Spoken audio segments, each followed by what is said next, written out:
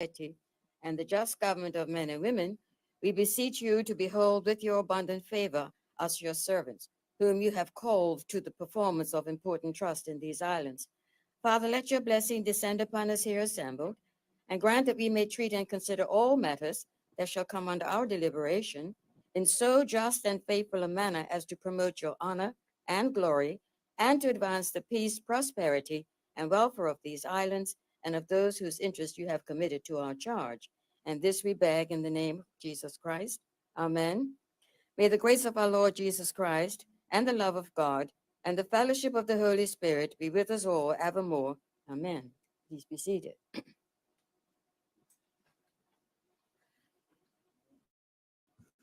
Item number 2, the confirmation of minutes, 24th of May. Senator Kieran Bell, Vice President, you have the floor. Madam President, I move that the minutes of the meeting of Wednesday, the 7th of June, 2023 be taken as read. Is there any objection to that motion? Oh, 24th of May. Do you have that? I move that the minutes of the meeting of the 24th of May, 2023 be taken as read. Is there any objection to that motion? No objection.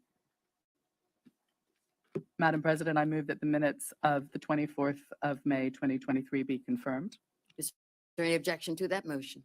No objection. The minutes are confirmed. Thank you, Senator Kieran Bell.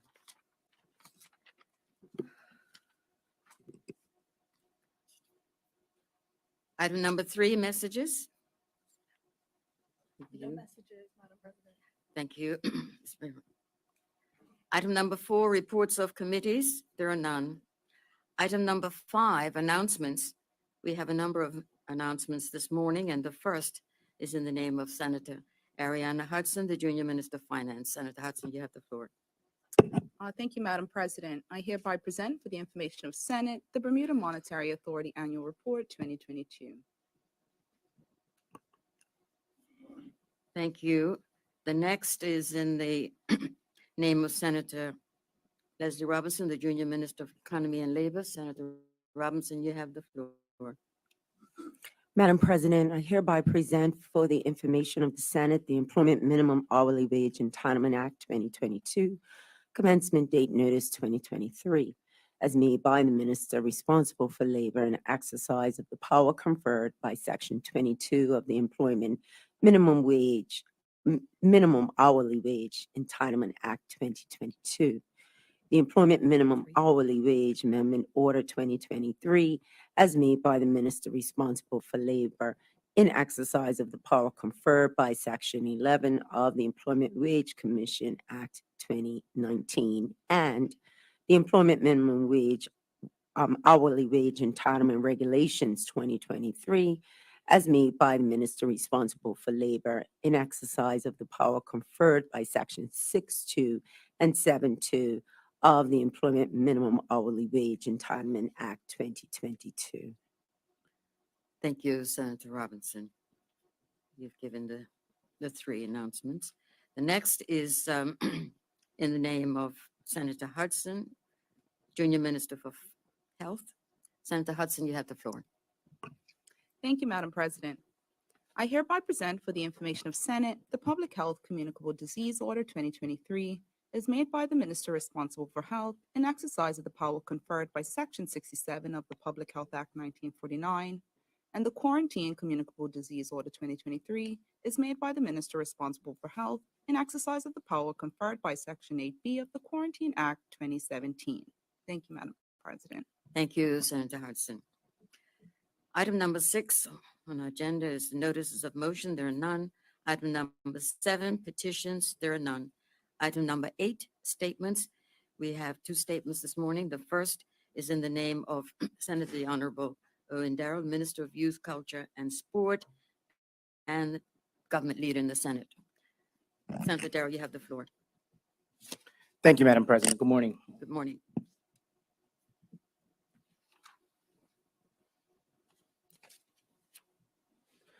Madam President, my first statement is on the topic of National Heroes Day 2023. Madam President, we have just concluded a Heritage Month full of activities, capped with the Bermuda Day Parade, that was an incredible experience for spectators and participants alike, despite the torrential rain.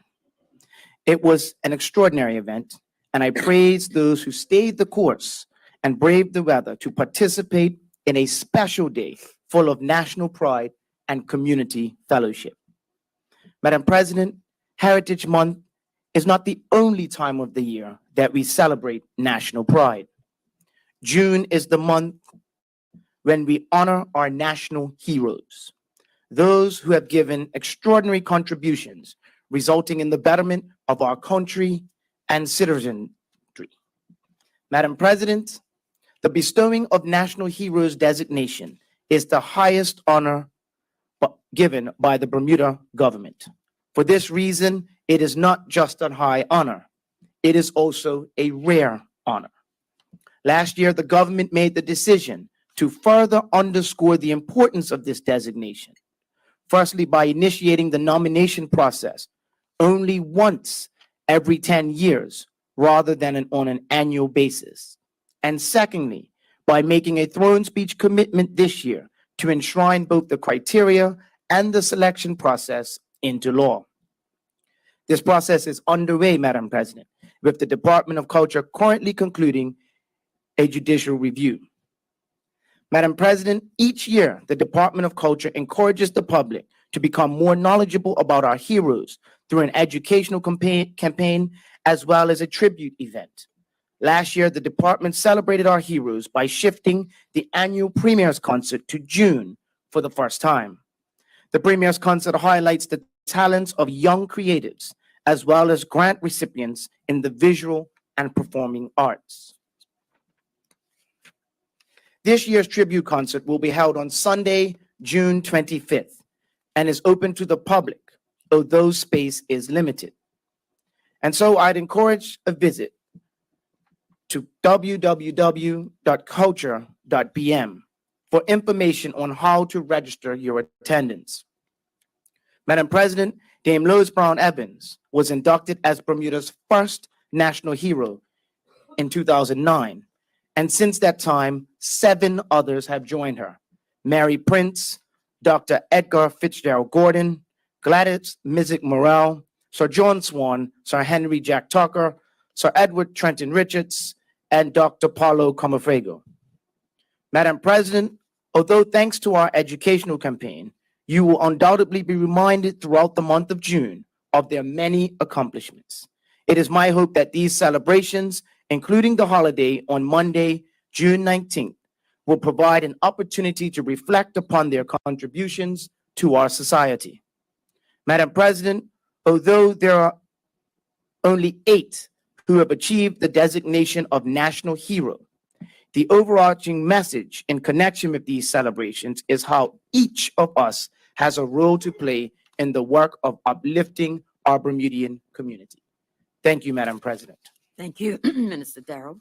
I believe you have a second statement. You can proceed when you're ready. Madam President, my second statement is on the Special Olympics, Bermuda. Madam President, on Saturday, June 17th, 2023, a 33-strong delegation will participate in the opening ceremony of the Special Olympics World Games in Berlin, Germany. The Special Olympics World Games are the world's largest inclusive sports event.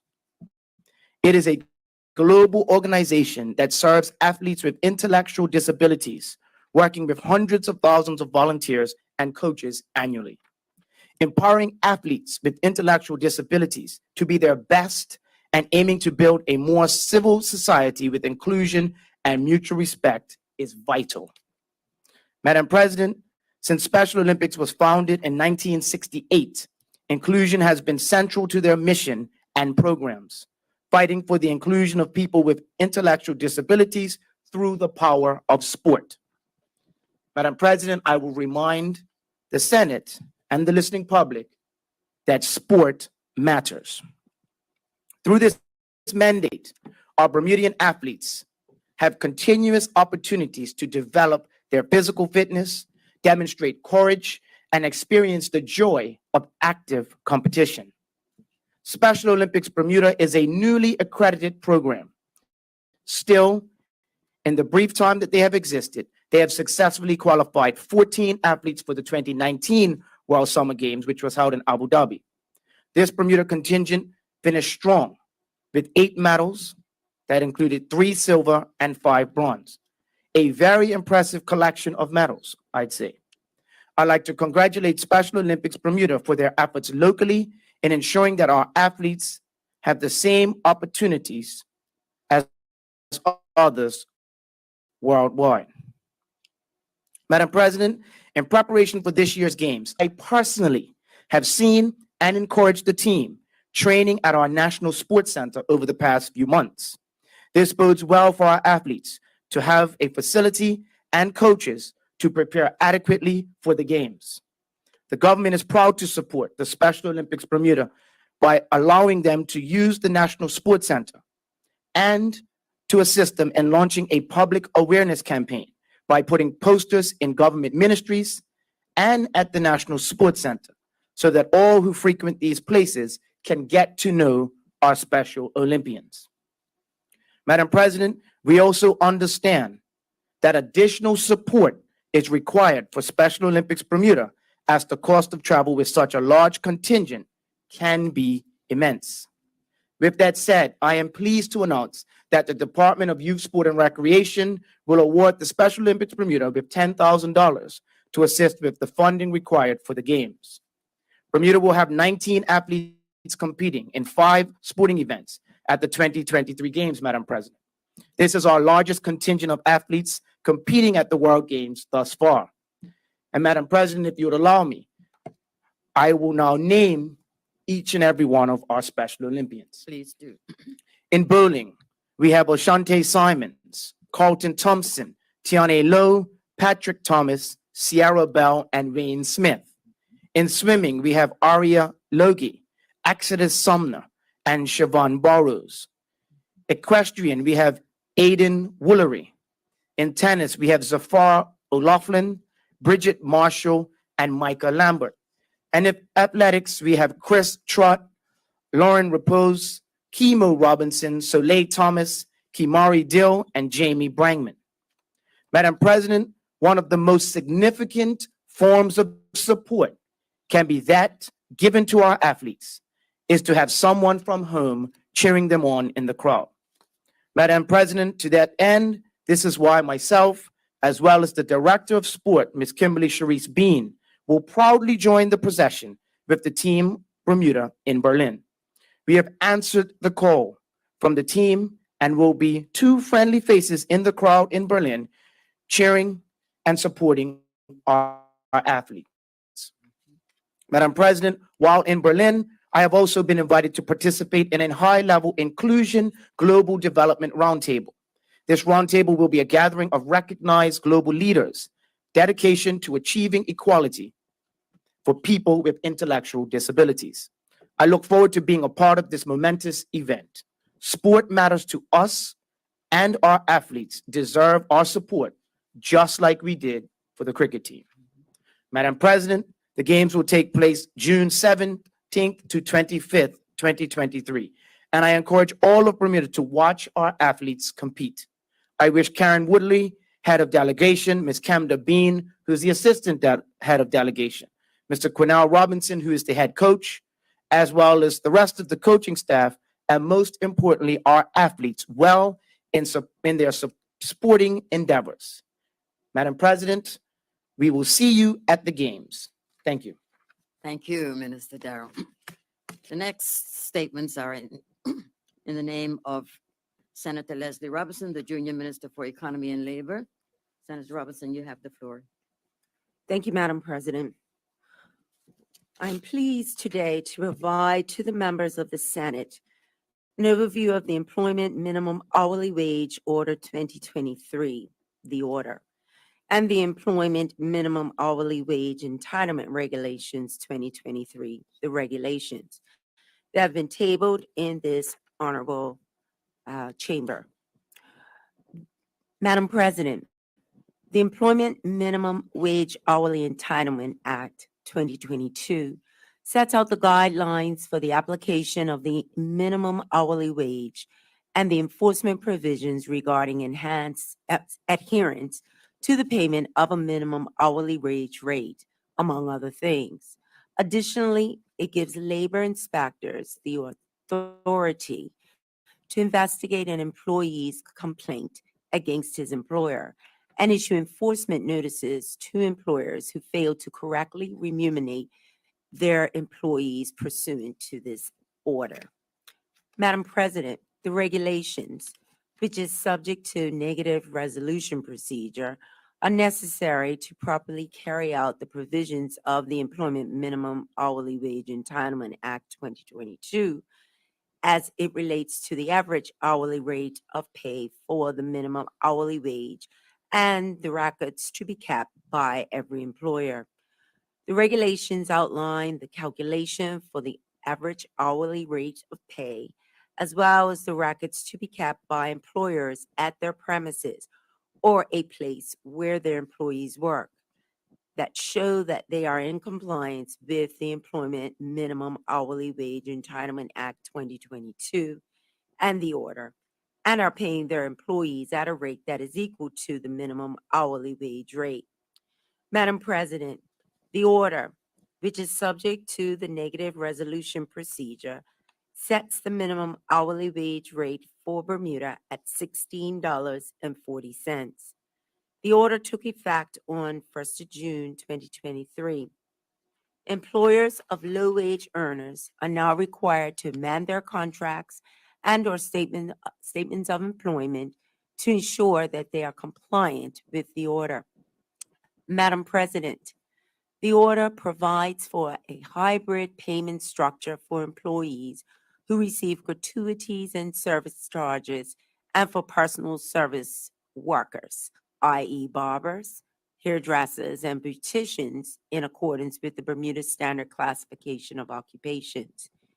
These employees will receive a basic wage set by their employer, to which service charges, gratuities, and/or commissions will be added to guarantee a minimum hourly wage rate of $16.40, where an employee's basic wage plus service charges, gratuities, and/or commission do not equal the minimum hourly wage rate of $16.40, their employer will be liable to provide the difference. This guarantees that an employee will receive the minimum hourly wage rate for every hour worked. Madam President, I would like to remind the members of the Senate that the Employment Minimum Hourly Wage Entitlement Act 2022 entitles employees who believe that they are not being correctly remunerated to request a review of their employment records. If the employee finds that they are in fact not being compensated correctly, or that their employer fails to adhere to their requests, they may file a complaint with the Department of Labor. Madam President, employers who are found to be operating contrary to the Employment Minimum Hourly Wage Entitlement Act 2022 will be issued with enforcement notices by an inspector requiring them to pay the difference between the current rate of pay and the minimum hourly wage, as well as awarding an additional 10% of the minimum hourly wage for each pay reference period in which they were in contravention.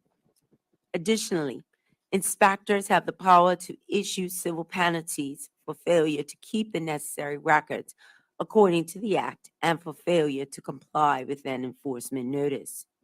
Madam President, this order, together with the Employment Minimum Hourly Wage Entitlement Act 2022 and the regulations, will ensure that persons within low-paying job categories, personal service employees, and those workplaces and industry sectors where gratuities and service charges may be provided will receive a dignified wage that will give them the ability to afford the basic necessities to support themselves and their families.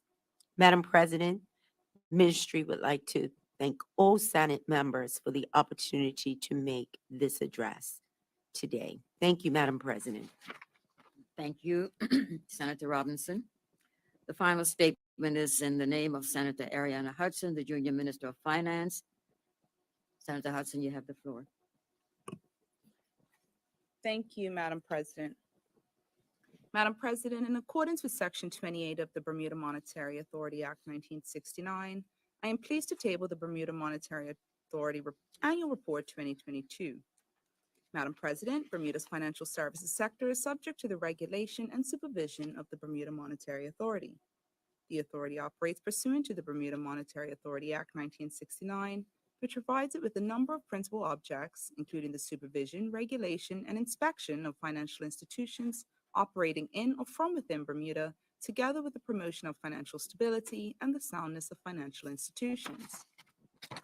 Madam President, the House will be aware that the authority has specific licensing and supervisory responsibilities under the following regulatory statutes: the Banks and Deposit Companies Act 1999, the Digital Asset Business Act 2018, the Insurance Act 1978, the Investment Business Act 2003, the Investment Funds Act 2006, the Fund Administration Provider Business Act 2019, the Trusts Regulation of Trust Business Act 2001, together with other statutes. The authority also regulates the Bermuda Stock Exchange.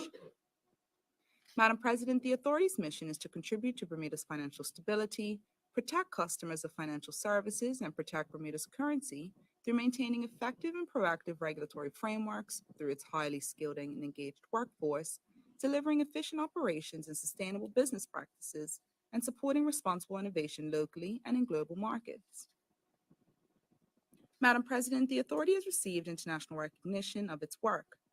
The House will be aware that Bermuda is one of only 7 total jurisdictions worldwide that has received the U.S. National Association of Insurance Commissioners Qualified Jurisdiction status. Additionally, Bermuda is one of 3 jurisdictions to have received the National Association of Insurance Commissioners elevated status of reciprocal jurisdiction. Bermuda has also been granted equivalent status under the EU Solvency II directive for its commercial insurer sectors. Madam President, the authority is recognized as a constructive participant in a number of international organizations. Meetings with such organizations offer opportunities for the authority to strengthen its relationship with other supervisors. Currently, the Managing Director, Supervision of the Authority, serves as a member of the International Association of Insurance Supervisors Executive Committee. The authority staff are also heavily involved as chair, vice chair, or member of a variety of International Association of Insurance Supervisors committees and subcommittees, such as the Macroprudential Committee, the Policy Development Committee, the Resolution Working Group, and the Financial Crime Forum. Madam President, in addition to the above, the authority is an active member of the Financial Stability Board Regional Consultative Group for the Americas. It participates in and contributes to the Bank for International Settlements and the Organization for Economic Cooperation and Development's Insurance and Private Pensions Committee. The authority also is a member of the Global Financial Innovation Network, or GFIN, which is a group of regulators committed to advancing financial integrity, consumer well-being, financial inclusion, and financial stability. Madam President, the authority is authorized to act as advisor to the Minister of Finance on policies and matters relating to any financial institution. Accordingly, it may propose laws where it can do so appropriately and consistently with its functions under the Bermuda Monetary Act 1969. The regulatory proposals covered during the relevant period included, but were not limited to, the conduct of business, fees, banks, investment business, insurance, and amendments to the Act. Madam President, members' attention is drawn to the following key highlights. Banking sector. Madam President, the number of banks increased from 4 to 5 in 2022. The consolidated assets of the banking sector decreased by 2.9%, or $0.8 billion, to $26 billion in 2022. This change was in line with the decrease in deposit liabilities and is evidenced primarily by cash and deposit liabilities decreasing by 16.4% to $4.2 billion. Madam President, investments retain the largest share of total assets at 46%, followed by loans at 34.7%, and cash and deposits at 16.2%.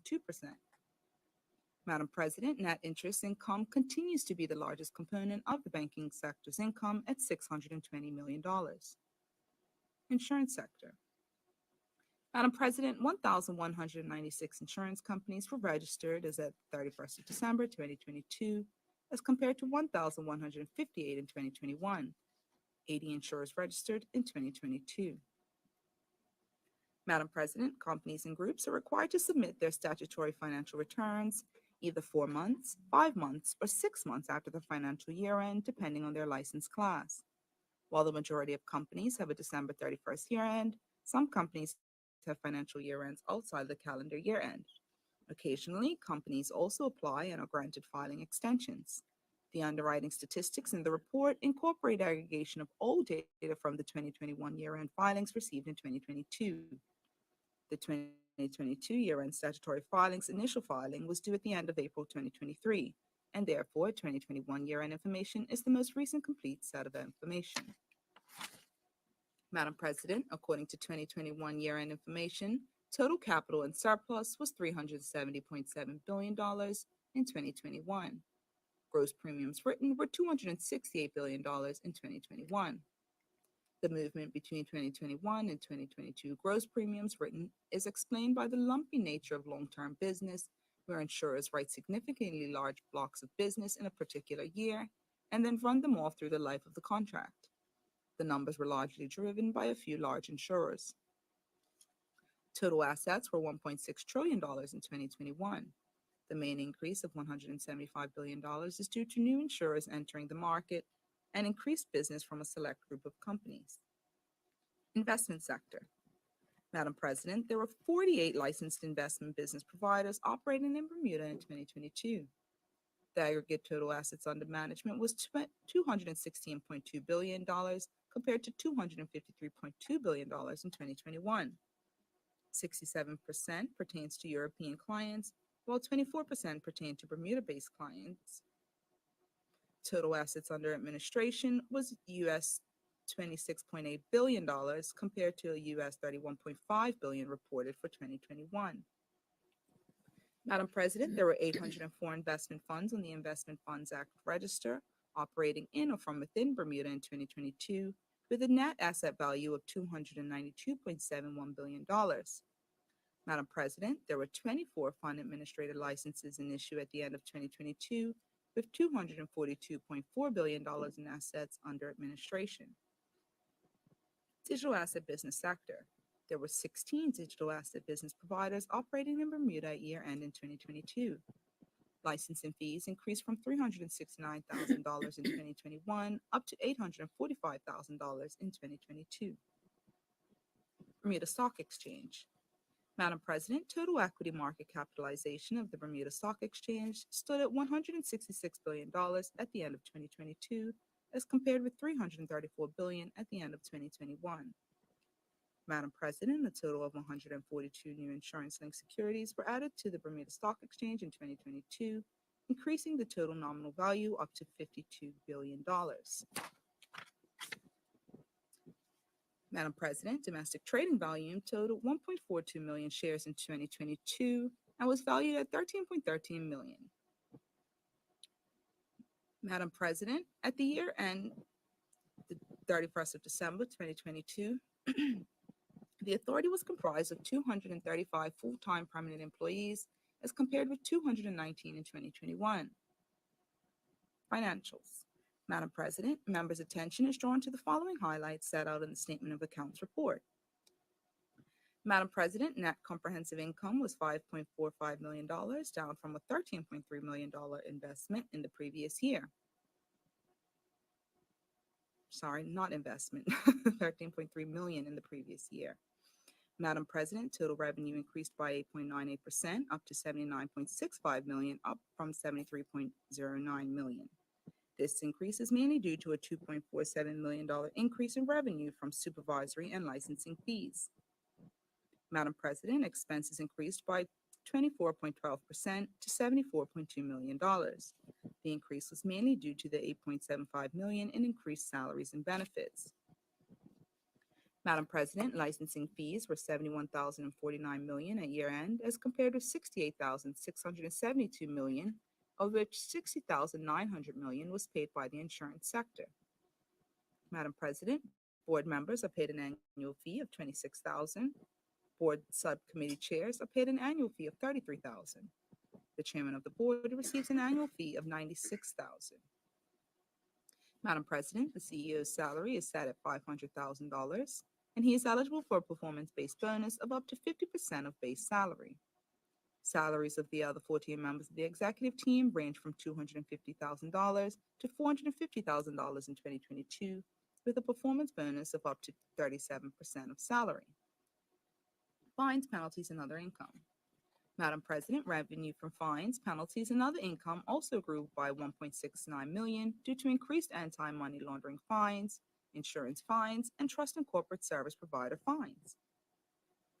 Madam President, in reviewing the authority's financial statements, the Auditor General has issued a clean opinion.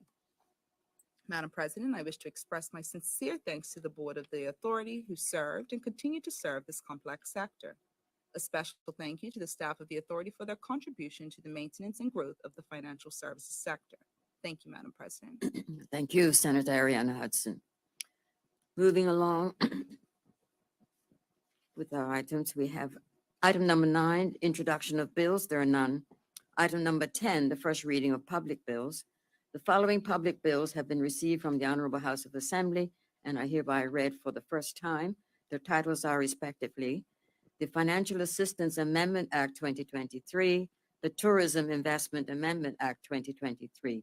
And these bills, senators, will be taken up on our orders of the day. Item number 11, the first reading of private bills. There are none.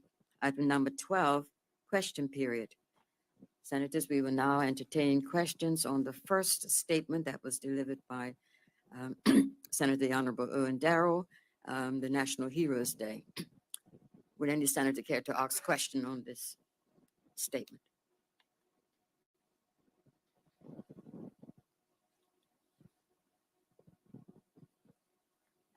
Hearing none, we will move on to his second statement, which is on the Special Olympics. Would any senator care to speak on this?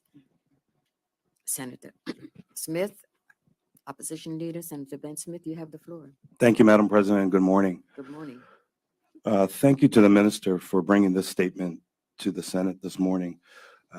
Obviously, we 100% support not only the sentiments that the minister gave this morning, but also the support that the government is giving towards making sure this team gets to their destination to be able to compete. I just have one question. In the statement, the minister said that because of having to take a team of 19 athletes and all the support staff with a 33 person contingent, there's some cost issues with that, and the government has been able to make some support. Is the minister able to tell us whether there is still need for support? Because this could be our opportunity, as we're speaking on the airways, to potentially get some sponsorship, to get somebody else to step up and try to help this team to be able to get to this game so that they can compete for Bermuda. So if the minister could speak to that, I think it would be helpful for the listening audience to realize that they could help these youngsters to reach their goals. Thank you. Thank you, Senator Smith. Would any other senator care to ask questions on the statement? I see two. Senator Tucker. Sorry, Senator Ariana Hudson, you have the floor. Thank you, Madam President. My question was actually along the same vein as Senator Smith's, and it was whether or not the minister could provide, I guess, information on where the public could go to support our Special Olympic athletes. That would be a great help for the listening public especially. Thank you. Senator Emily, Reverend Emily Deal, you have the floor. Question. I too would like to certainly congratulate the minister on the work that the government has been doing in preparation for the Special Olympics. And there certainly is a buzz in the air as I'm coming across young people and families that are involved in this.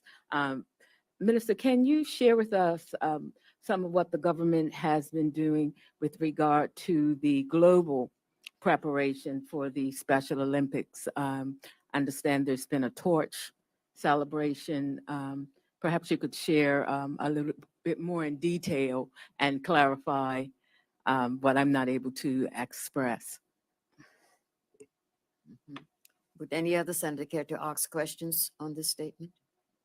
Senator Robinson? Thank you, Madam President. I was wondering if the minister could also maybe just speak a little bit more about the training preparations. I know he said he's been up there at the National Sports Center and has watched them.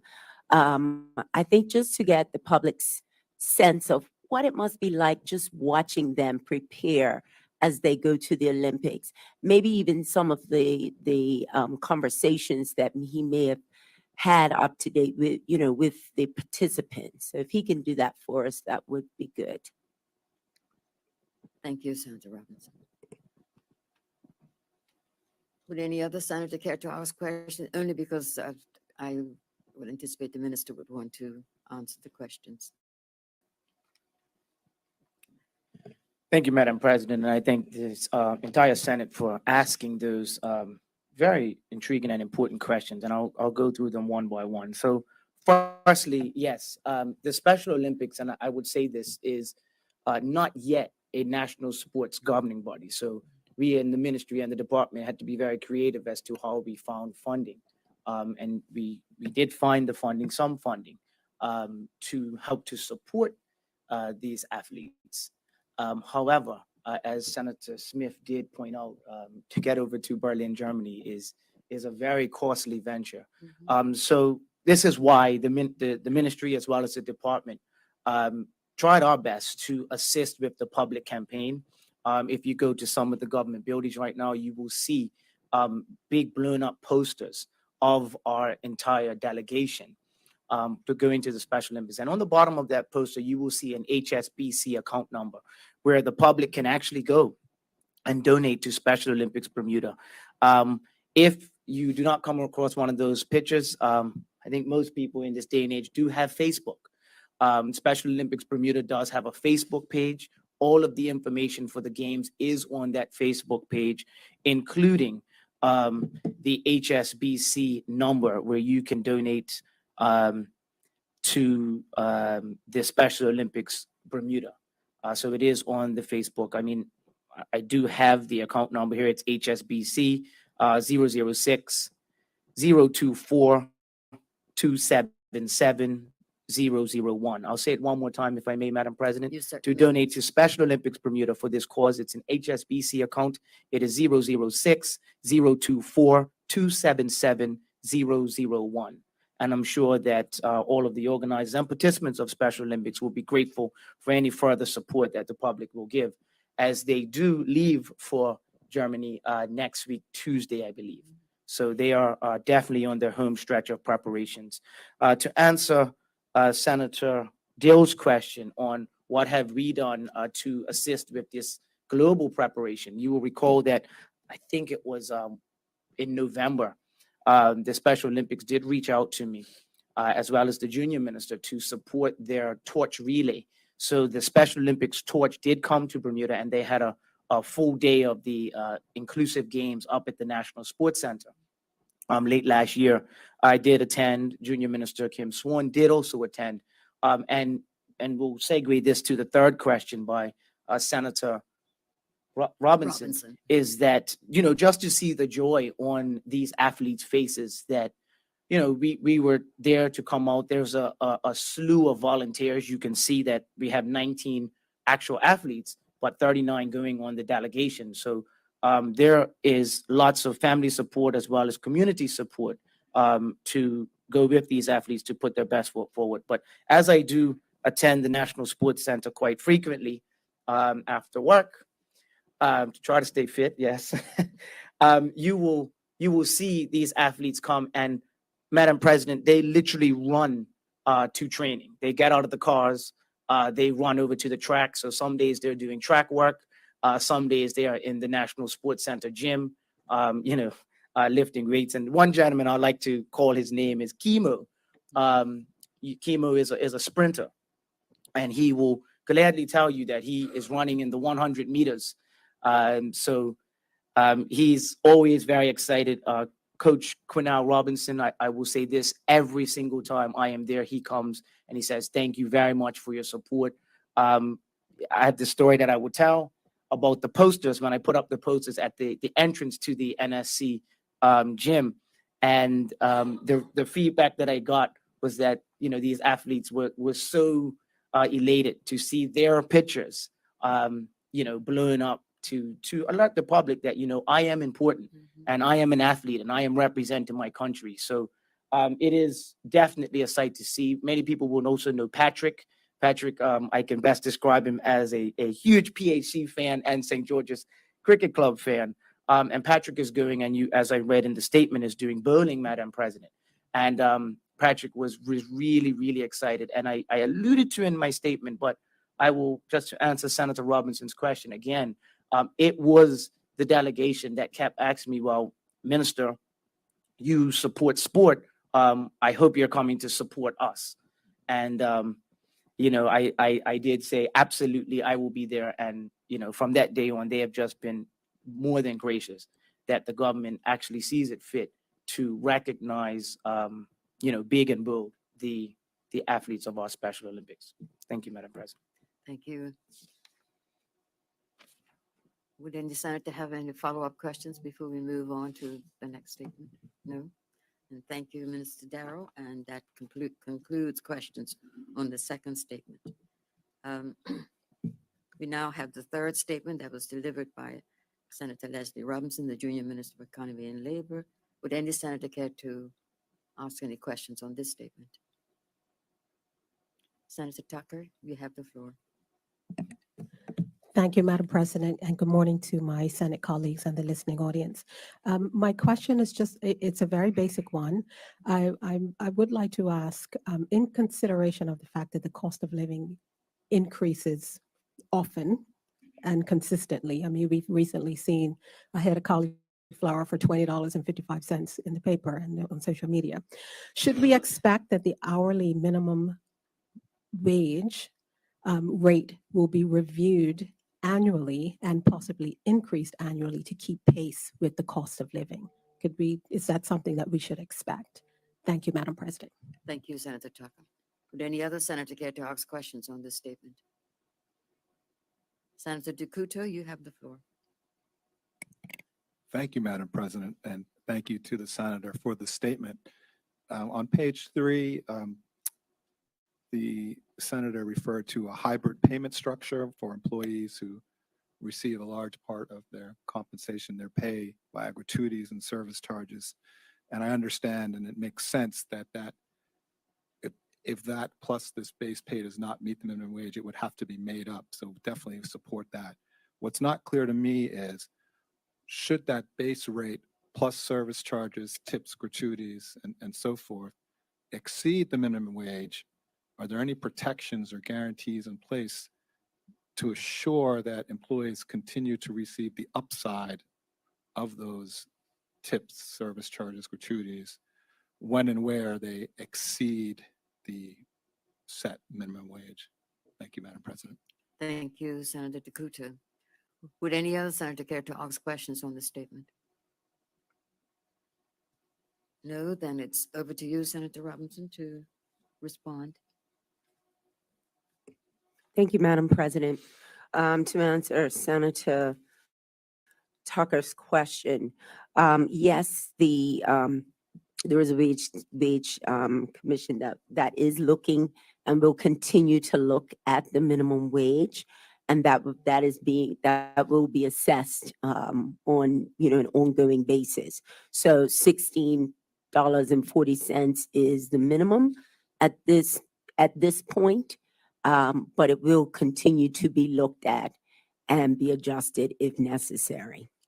To the second question, just regarding hybrid, I think hybrid payment structure, the whole idea is that persons should be getting at least the minimum.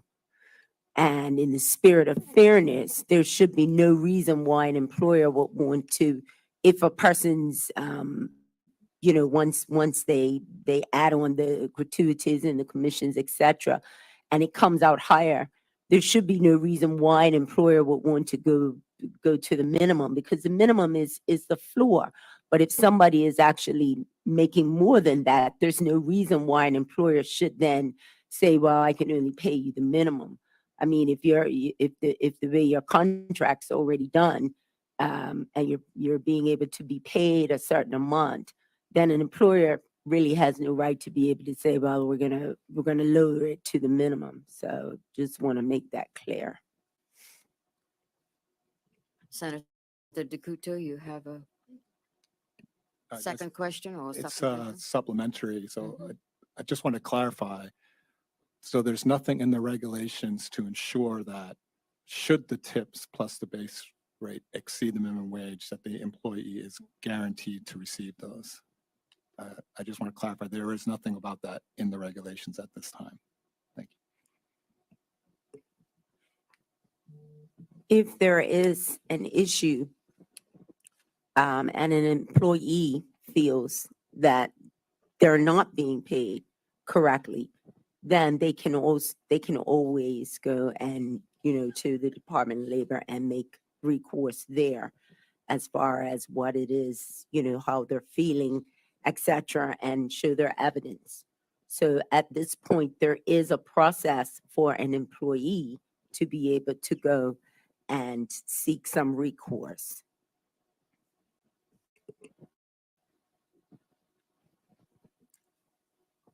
Any other senator care to ask questions? Senator Tucker, you have a second question or supplement? I have a supplementary just based on the junior minister's response. Mhm. Just wondered if she could sort of give a little bit of clarification as to what type of evidence that the commission would be looking to see, or the ministry would be looking to see. So for instance, in a situation whereby, let's say you're a waiter and there are pooled service charges, the waiter may not necessarily be able to provide specific evidence of all of the service charges or gratuities that have been paid on a pooled basis. So it could be anecdotal, just based on that particular person working and seeing people, serving people within the restaurant. How does the average person that doesn't have access to the records provide evidence that they may not be receiving the entire amount of funds that they feel they're entitled to if they don't have those particular records? Just some clarification around how that would work for Joe Public. Thank you, Madam President. Thank you, Senator Tucker. Yeah, so how that would work would be, you can go and make your initial grievance, and then that will trigger an inspector to come in and actually look at the records. So that is the way that the employee can go about being able to seek recourse and get information on the records, because the inspector can go in and actually look. Senator Tucker, you have a second question? May I Or ask press- just another supplementary, just Yeah, based you're on allowed to. okay, thank you. So just for my own clarification, so is the junior minister saying that an individual can actually just go and report without evidence, without that specific evidence to an inspector that may trigger an investigation? Just for my own clarification. Thank you, Madam President. They can report whatever evidence they have. So there should be at least some sort of pay stub, etc. And then they can also state that, well, I can't see the total compensation, etc. And that will then trigger persons in the Department of Labor to then go and have an inspection so that they can see. Senator Ben Smith, Opposition Leader, you have a question? Yes, thank on you, the Madam statement, President. Just as listening to The the responses. details that have been coming out. So a wait staff whose basic pay is $5 an hour, and then they get their gratuities. So the gratuities now are going to take them up to the 1640. If the actual week is slow, we've had some really heavy rain days recently. Let's just say that that restaurant now was not making their normal amount of money. So the $5 up to the 1640, if you were not making enough money to get to the 1640, let's say the amount of money that was brought in brought you up to the average, to your hourly number of $12. The difference now needs to be made up according to what we're implementing by the employer. So is that now something that has to be shown on the pay stub that says that this is being made up by the employer? And the reason I'm asking that is because then the above part should also be shown, which would then help with the answer that Senator Tucker's looking for. So just showing the way that pay stubs would show the difference, I think, is something that we should be looking at so that people know exactly where those funds are coming from going forward to get to at least the minimum 1640. Because in hospitality, there are people that are making $5 an hour prior to their gratuities being brought into the system. Thank you, Madam President. Madam President, I would like to declare my interest as I run 2 restaurants. Yes, it has to show on the pay stub, the gratuitous and then the difference. So obviously, if it's a slow week, they get, the job has to cover it up to 1640. And if they have extra gratuitous, that shares on the pay stub as well. So yes, it will show on the pay stub. Thank you, Madam President. Thank you, Senator Lindsay Simmons, for that response. Would any other senator care to ask questions on this statement before we leave it? Hearing none, then I thank Senator Robinson and thank all senators for the questions on the statement. We move on to the final statement, which is the statement that was given by Senator Hudson, Monetary Authority Annual Report. Would any senator care to ask questions on this statement? Senator DeCouto, you have the floor. Thank you, Madam President. I was interested to see the pay for the executives at the authority. I know that those who are listening in might be somewhat gobsmacked. Most people would, the numbers are quite high. And I'm going to get to my question, but I want to just provide the important context to the question so that the people listening understand. It's important to know that the executives at this authority are running basically the major pillar of our economy. And it's important that we get people with a very unique, distinct, not just experience, but set of skills to navigate a very intricate global situation. And they are frequently in discussion with the CEOs and so forth of these major international companies. And it's important that the people in this position at the BMA are well compensated so that we get the best people. They are not distracted by whatever may have you, which sometimes can happen when people in the government and regulatory sector are relatively underpaid. So I'm not saying we don't support that. Certainly, what I'm trying to say is we support that. But what I would like to know is what are the criteria by which the BMA will assess the performance of these executives to set the bonuses? Because it's quite clear in a profit-making business, the bonuses are related to typically the company's financial outcomes. And of course, that is not what the BMA is. So perhaps we could be educated, Madam President. Thank you. Thank you, Senator DeCouto. Would any other senator care to ask questions on this statement? Senator Tucker? Oh.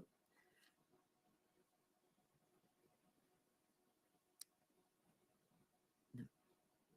Thank Vice you, Madam President. Kieran Bauer, you have the floor. Thank you. One maybe a question or a request for clarification. I think I heard in the statement that there was a suggestion in the description of the insurance premiums that the movement between 2021 and 2022 gross premiums was explained by the lumpy nature of the long-term business. I think that may have been an error, so it's a request for a clarification. I think what was intended to refer to was the 2020 and 2021 gross premiums, because I don't believe the 2022 numbers are currently available. So that's a request for clarification of that for the record.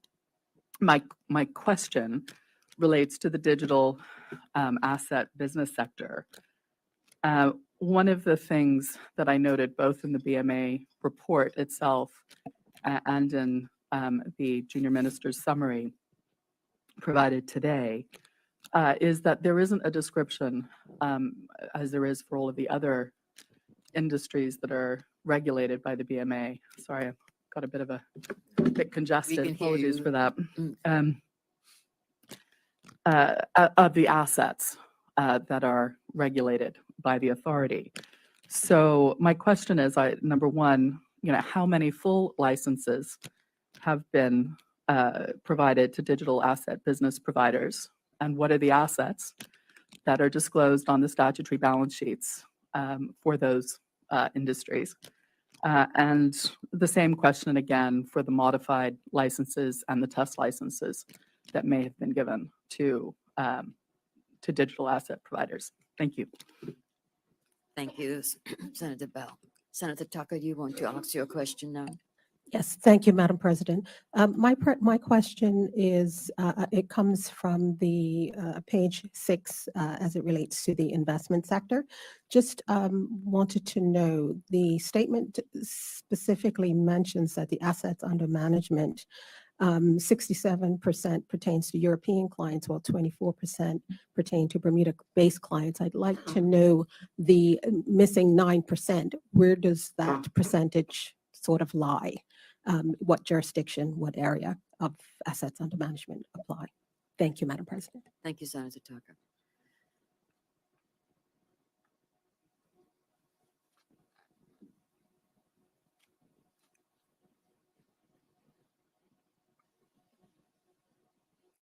Just to be sure that while Senator Ariana Hudson is getting the responses to the questions have been asked, would any other senator care to ask any questions? Hearing none, then we'll wait for Senator Hudson's responses to the questions that have been asked so far.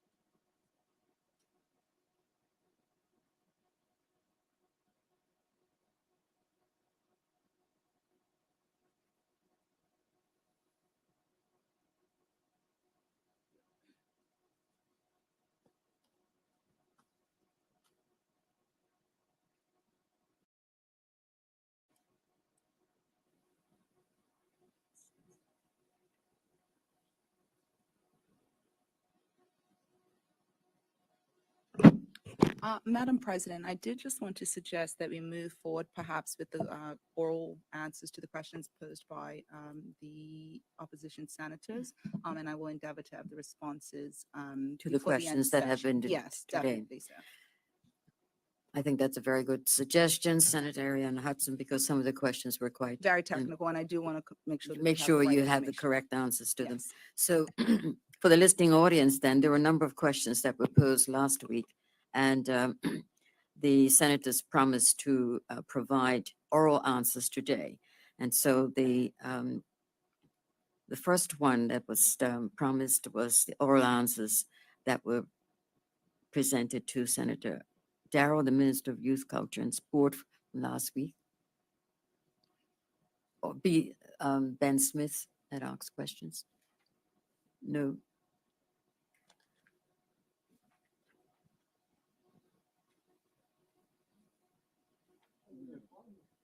Oh, yeah, the parliamentary questions. It's Okay, on the so- order paper. All right, great. So we're doing parliamentary questions. Got it. Okay, thank you, Madam President. Madam President, I do have the responses to the parliamentary questions that were sent in by Senator Ben Smith. Yes, you can read the question and then the response, just so Okay. we're clear. The first question that was asked was, would the Honorable Minister please provide the Senate with an update on the solar project at the Bermuda National Sports Center? As you can tell, Madam President, this question was quite timely, as I had a press conference that was held on Monday to give the public a comprehensive and detailed response to this exciting project that is going to bring much relief to the public and the people of Bermuda, and as well as the users of the National Sports Center. And I know the senator is quite familiar with the usage of the National Sports Center, as the Aquatic Center uses up about 85% of the energy. And as the national swim coach, I know he will be very pleased with the facility of the National Sports Center. And as I said in the press conference on Monday, how this facility is world class, and I'm sure the national swim coach, Senator Smith, would attest to that.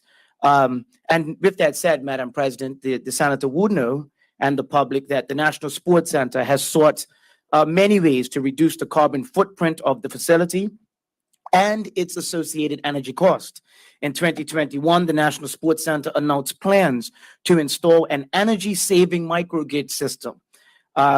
And this initiative includes the installation of real-time energy monitoring equipment, LED sports lighting, and an energy-efficient pool heat pump, as well as a solar PV microgrid system. The real-time energy monitoring system is 100% complete and working effectively. The LED sports lighting is 63% complete, and the remaining south field installation is scheduled to commence the week starting June 20th, 2023. All other lights have been installed, but do require us to spot them, which basically means make sure they are pointing and directing in the right way. The energy efficient pool heat pump is operational. However, the remote monitoring and operations function still needs to be commissioned. Equipment representatives are expected to arrive this summer to complete and the commissioning of other outstanding work that is under warranty of that heat pump. The solar PV microgrid system is approximately 75% complete, and the full completion is expected in July. You will see as you go across the Roberts Avenue side of National Sports Center that the carport, the solar carport, the actual structure is complete. And to date, over 119 workers across 32 companies have carried out work on the site, including 9 guest workers who have been brought in for special pieces of that project. So I'm happy to report that these efforts to save the country money in the running of this NSC, especially the Aquatic Center, is well underway and progressing. The second question that was asked by Senator Smith, would the Honorable Minister please inform the Senate how much money has been spent from the bank loan for the solar project today? The total amount is, the loan facility was the amount of $3,235,000 US.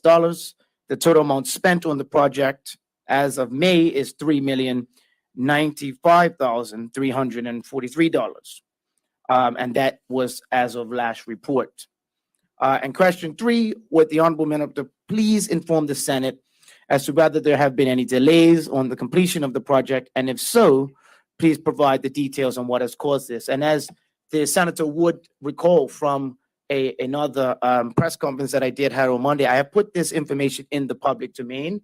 It is, understandably and not surprisingly tried to be spun by some other entities, but the project has experienced significant delays, and this is not out of what most projects around Bermuda have also experienced. These delays resulted from, as I stated on Monday, material shortages, post-COVID shipping and logistical delays, seasonal work timing delays, inclement weather, as well as the supplier Christmas holiday schedule and the NSC event schedule. As Madam President, we have to be very careful as to when we schedule these works, as we do not displace, national swim events, BFA football games, the like. So we have to make sure we delicately put the work so that we do not displace any of our national sports governing bodies in the amazing work that they are doing at an amazing facility. Thank you, Madam President.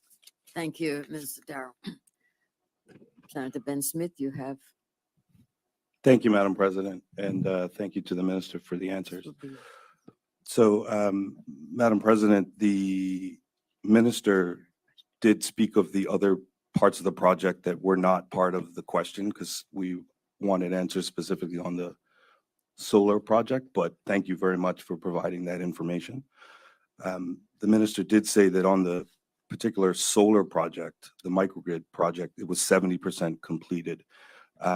Is the minister able to tell us what the cost will be for the final 30% that needs to be completed, considering that the minister has said that there has been significant delays? Will there be any increased cost due to those delays? Thank you. Mr. Darrow. Madam President, I'd just like to correct the senator in his interpretation of this project. As this was a Progressive Labor Party initiative, it was an entire energy project to assist the reduction of energy cost for the National Sports Center. So there is no separation between, as he would put it, a solar project and the other works. It is a total project, as I laid out in the statement, Madam President. This includes the changing of LED lights, and this is something that Bermudians will be familiar with, because every Bermudian over the last couple of years has gone through the process of changing their traditional light bulbs to LED light bulbs and can see the cost savings that the regular Bermudian has. And I think that this is an important step in this energy project to save the Bermudian taxpayer some money in a project that, as I will say again, Madam President, that national sports governing bodies use and are quite happy with the quality of service that the National Sports Center puts out. As far as the other question that the senator asked, I think I was very clear when I answered the loan amount that was given, the amount that we've spent so far. So a little bit of quick math there, Madam President. I think the honorable senator could actually find the answer that he's looking for as to how much more money will be spent on this project. Thank you, Madam President. Thank you, Mr. Darrow. Thank you, Madam President. So the minister is saying that there will be no added costs to complete the project. That was the point of my question. Considering the long delays, I believe the minister has said it's about a year behind, and considering that the savings would have started a year ago, it would mean that whatever cost has been incurred by the power usage over the last year would have increased the total amount of cost for the project. So can the minister please let the public know whether there has been any increase in cost on this project from the initial amount that was stated? Mr. Darrow. Madam President, it brings me great joy to see that the senator was actually listening to my press conference on Monday, because nowhere did I mention how far behind we are with a delay in my statement today. So he would also have known on my press statement on Monday that we are conducting a review of this entire energy project, And until that review is done, the questions that the senator is asking will be just, speculation on everyone's part, and I don't think we should go down that road. Thank you, Madam President. Thank you, Minister. We will now move on to the questions that were posed by Senator DeCuto to Ariana Hudson. But before I open the floor to you, Senator DeCuto, I would just like to acknowledge in the gallery Minister Jason Hayward, the Minister of Economy and Labor. Welcome to you, sir. Senator DeCuto. Apologies, Madam President. I did have a question on the NSC project statement. You can ask the question now. Could the minister please tell us the total cost of financing, interest, and any other charges, fees, et cetera, related to the loan to date? Thank you. Can the senator repeat the question? Yes, thank you, Madam President. Would the minister please tell us the total costs servicing the loan to date, including any service costs, interest costs, any other fees associated with it, and so forth? Thank you. Madam President, that question was actually answered in the statement. Thank you. Thank you, Mr. Darrell. We'll now move on to the next questions that were put by Senator DeCuto to Senator Ariana Hudson, the Junior Minister of Finance. And these were the questions that required oral answers. Senator Hudson, you have the floor. Thank you, Madam President. The first question was whether the junior minister could provide the Senate with a description of the debt obligations and credit support on which a consultant was hired as a strategic advisor to government regarding the proposed restructuring of certain debt obligations related to the Fairmont Southampton Princess and the provision of certain credit support by the government, including the amount in terms of the debt and the amount in terms of the credit support. And so the response is that the consultant has been providing strategic advice in relation to all relevant matters connected to the proposed guarantee of $75 million that the government of Bermuda has committed to providing in relation to the renovation of the Fairmont Southampton Princess. The government hired the best advisor possible to ensure that we do not repeat the mistake of the former government, which led to the $165 million guarantee being called at Morgan's Point, which, taken with interest and payments to contractors, has actually costed the taxpayers of Bermuda over $215 million to date. The second question stated, would the junior minister please inform the Senate as to why the above noted debt obligations need to be restructured? And so I want to make it abundantly clear that there is no restructuring of the government's maximum $75 million guarantee. In the release that was referenced, the release produced by the government of Bermuda, the term restructuring was actually used as it was included in the contract to hire Mr. Bond. And this was to ensure that the consultant's significant experience and expertise in such transactions could be used in relation to all relevant aspects of this transaction. And so we were looking to essentially provide the best protections for the people of Bermuda in relation to this guarantee. Again, there is no change to the $75 million guarantee of the government of Bermuda to Clarion Bank in support of the reopening of the Fairmont Southampton. And finally, would the junior minister please inform the Senate as to the advice or recommendations that the strategic advisor provided to the government for the restructuring, including whether the advice or recommendations have been or will be implemented. Mr. Bond has not given any advice with regards to the restructuring of any debt. Given the consultant's extensive experience and expertise, he has actually been able to provide ongoing advice on ensuring that taxpayers are protected in the event that the worst case scenario occurred, and we had to look at providing such guarantee. Again, we hired the best advisor possible to ensure that we avoid the same mistake.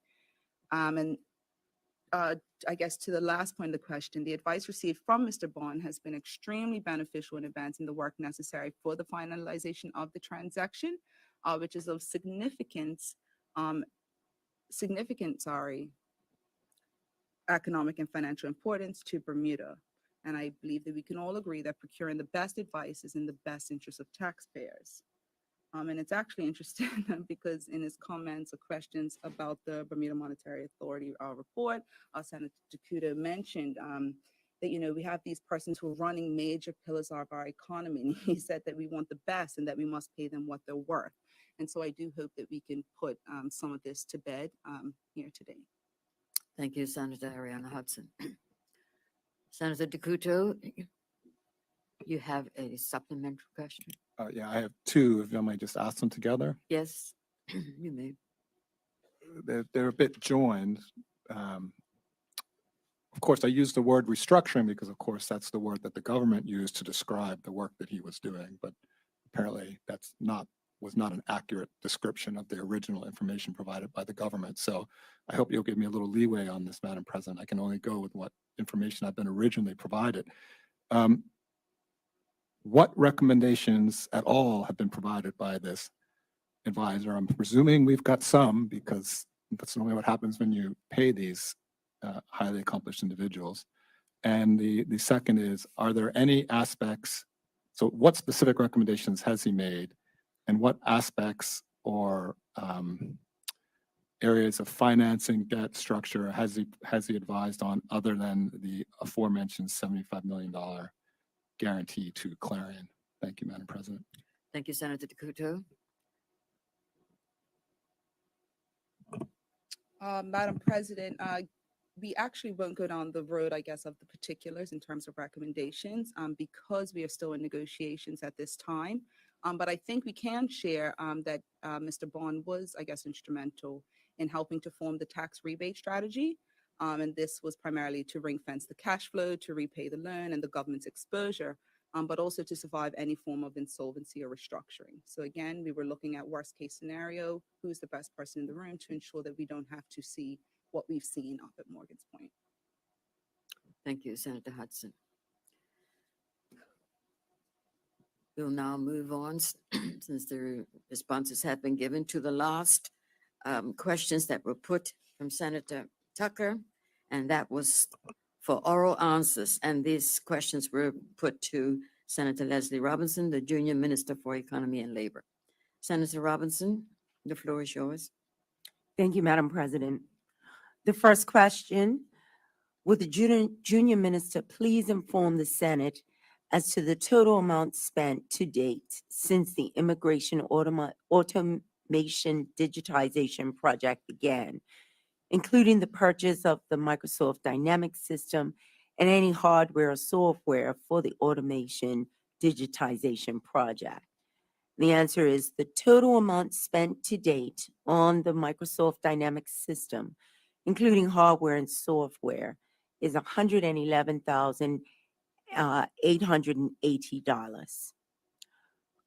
Second question, would the junior minister please inform the Senate as to the total number of consultants and part-time or temporary workers hired to work on immigration automation digitization project and the remuneration for each individual? The answer is that government hired 2 consultants to work on the automation digitization project. Each consultant has received $172,070 and $73,602 respectively. Third question, would the junior minister please inform the Senate as to the current progress on the project and the expected rollout date for the automation digitization?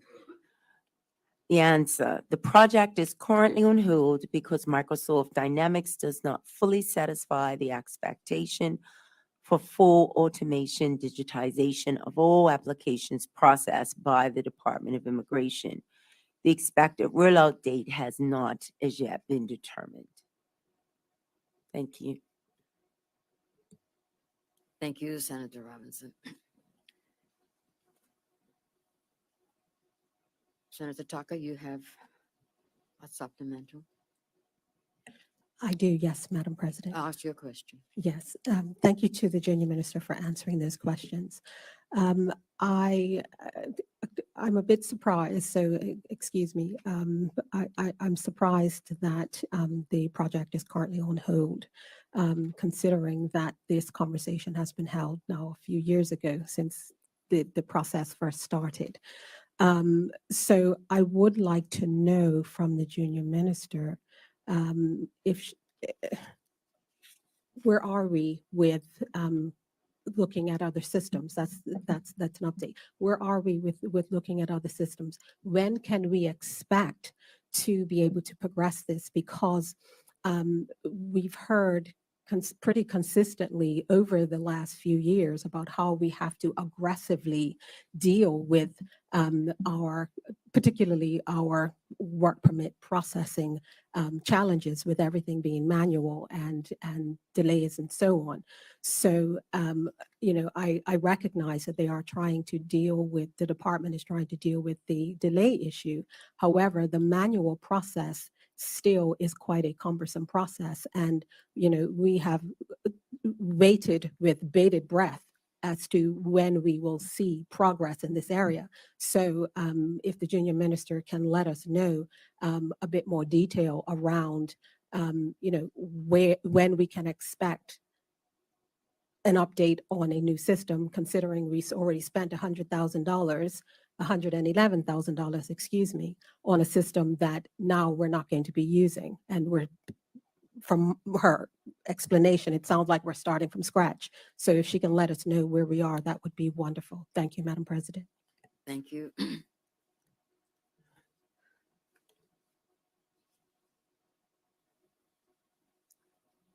Thank you, Madam President. First of all, I need to remind Senator Tucker and the listening public that the minister has publicly stated that the project was on hold.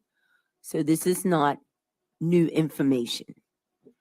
Secondly, I want to state that a business analyst is currently reviewing the project to recommend a way forward. And so once he's done that work, we will know how to move forward. We will progress this digitalization of some applications shortly, but not the work permits. So some will be done with digitization, but not at this moment the work permits. Thank you, Senator Robinson. Senators, we will now move on to today's questions that were put to the statement. I think we've spent enough time on the questions. Today's statement was to Ariana Hudson and the Bermuda Monetary Authority, and I would like you have answers to the questions. So I will make a decision now that Senator Hudson will respond to the questions from her statement as of today. So Senator Hudson, if you have the answers, you can proceed. Yes, thank you, Madam President. There was a question posed by Senator DeCuto about the criteria by which the BMA assesses the performance of executives and how they arrive at their bonuses. The organizational strategic objectives are set and approved well in advance by the board. The board is responsible for the strategy of the organization and holding the executive accountable. Comprehensive quarterly reports are provided to the board, and end-of-year performance is reviewed and challenged under a robust governance process. There was also a question from Senator Kiernan Bell, and Yes. she did actually highlight an incorrect number, which was printed in my statement today. And so the explanation of gross premium should actually be for 2021 and 2020. So thank you, Senator Bell. And finally, there was a question from Senator Tucker regarding the description of the assets that are regulated by the BMA. And how many full licenses have been approved, as well as modified and test licenses. And to respond, there are 8 full licenses, 4 modified, and 4 test licenses. And assets are actually not disclosed for business privacy purposes, considering the low number of registrants. And furthermore, considering the differences in business models, some of these entities do not maintain custody of assets. There was a final question about, I think from Senator Tucker, concerning the remaining 9% of assets outside of the European and Bermuda clients. The BMA's annual report illustrates the total assets under management by jurisdiction.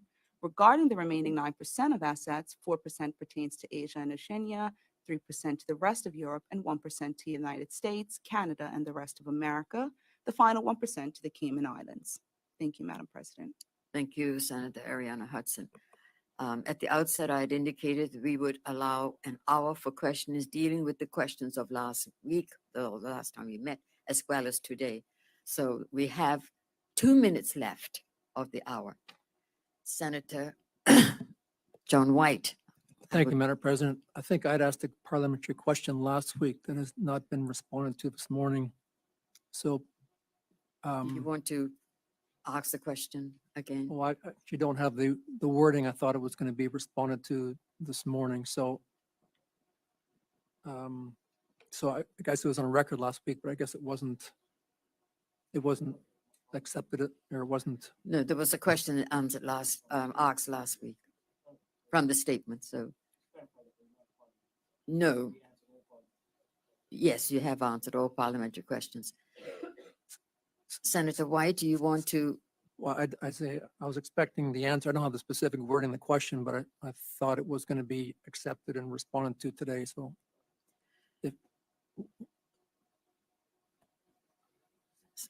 Senator Robinson? I was informed there'd be at least a written response. So is that not the case? Madam President, Madam President, if I may, Yes. it seems that Senator White is seeking a written response, and I think according to your ruling a moment ago, we have very little time left, and I would agree that if Senator White would like a written response, we can send that over. No, I was actually looking for a verbal response with that 2-minute period. It was not responded to last week, and I was told it would be responded to this week.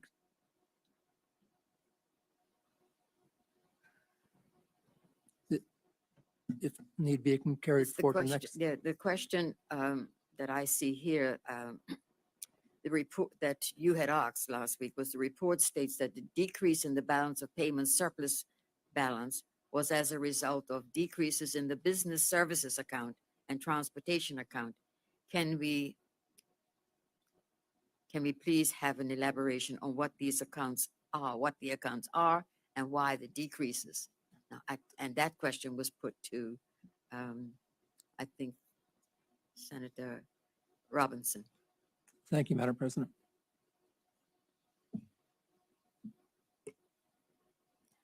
There is a written response, and Senator White, and do you did indicate you wanted it verbally? Yes, I don't have, yes, the request was to have I it think verbally. Senator Robinson, you did write it out. If you want to give this to her, does she have it? We have a copy of the written response, so we will just hand that to Senator Robinson, and she can. She has a copy of it. Oh, okay.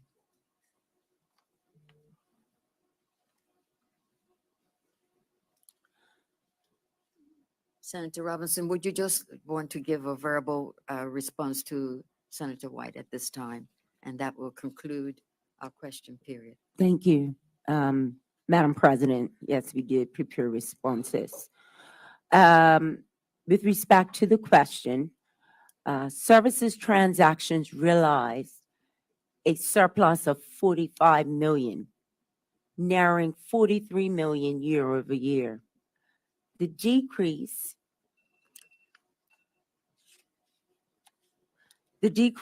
in the surplus balance,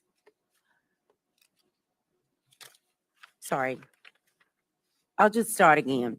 Services transactions realized a surplus of 45 million, narrowing 43 million year over year. The decrease in the surplus balance reflected decreases in the business services account and transportation account balance. Service transactions are grouped into both primary and secondary categories. The primary categories are transportation, travel, business service, and government services. Business services is composed of 4 secondary categories: insurance, financial, ICT, and other services. Within business services, the balance, which is exports minus imports, for all 4 secondary categories decreased year on year, with the greatest decrease being in other services. 3 of the 4 secondary categories decrease in the exports of services, being greater than the small increases in import of those services. While financial services were the only service where exports of services remained unchanged, the import of financial services increased, still resulting in a decreased net balance. Other services include, but are not limited to, professional and management consulting services like accounting and management services. Additionally, transportation services are comprised of sea transportation, air transportation, and other modes of transportation, and postal and courier services. Sea and air transport are further categorized into passenger, freight, and other categories. Imports of air passenger services were the driving factor behind the decrease in transportation services. This was further supported by increases in the import of sea freight and sea other services. Overall, the imports within transportation services were substantially higher than the exports, further contributing to an overall negative net deferral. Thank you, Senator Robinson. Senators, I had indicated we will have an hour only because we will be here for the rest of the time. And I think that we've had an hour of questions. And I think if there are any follow-up questions, Senator White, you've had a response to your question. And Thank you, Madam President. I thank the Junior Minister for that response. thank you Much very much. appreciated. Thank you. Senators, we've now ended the question period Sorry, for this session.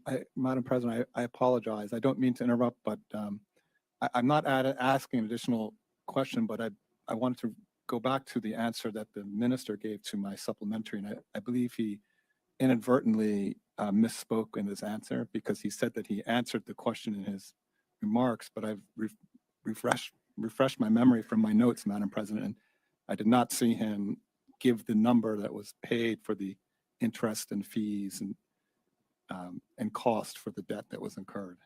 So perhaps he'd be able to answer that, man, with your indulgence, Madam President. Minister Darrow, you can answer verbally now, or you can prefer to put it in writing.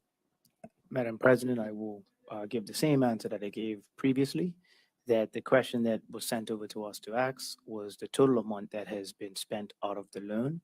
I gave the total amount, and I think the senator's trying to go down a different road, which I don't think we're prepared to go Minister down. Darrow, thank you very much. Senators, we will now move on with our orders of the day. And we will now entertain item number 13, the orders of the day. The first order of the day is the second reading of the Financial Assistance Amendment Act 2023, and that is in the name of Senator Leslie Robinson, the Junior Minister for Economy and Labor. Senator Robinson, you have the floor and you can start when you're ready. Thank you, Madam President. I am happy today to speak to the bill entitled the Financial Assistance Amendment Act. Standing order. Senator Robinson, do you have I think part of your package, maybe Minister Darrow, you can assist her.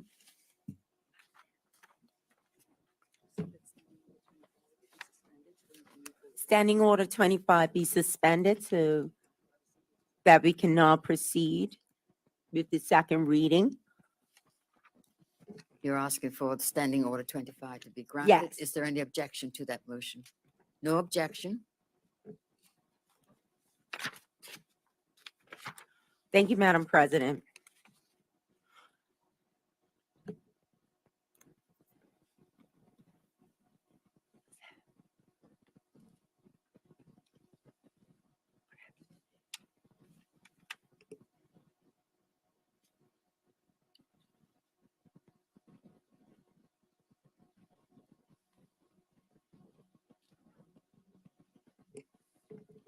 That the bill entitled Financial Assistance Amendment Act 2023 be now and read a second time. Is there any objection to that motion? No objection. Carry on, Senator. I'm happy today to speak to the bill entitled the Financial Assistance Amendment Act 2023.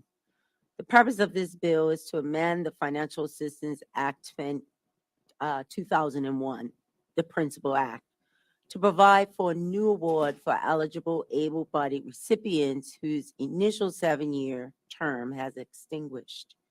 Madam President, in June 2016, Regulation 6A was deemed to have come into effect on 1st of April 2016, allowing the then able-bodied recipients to remain on financial assistance for 5 years, ending March 31, 2021.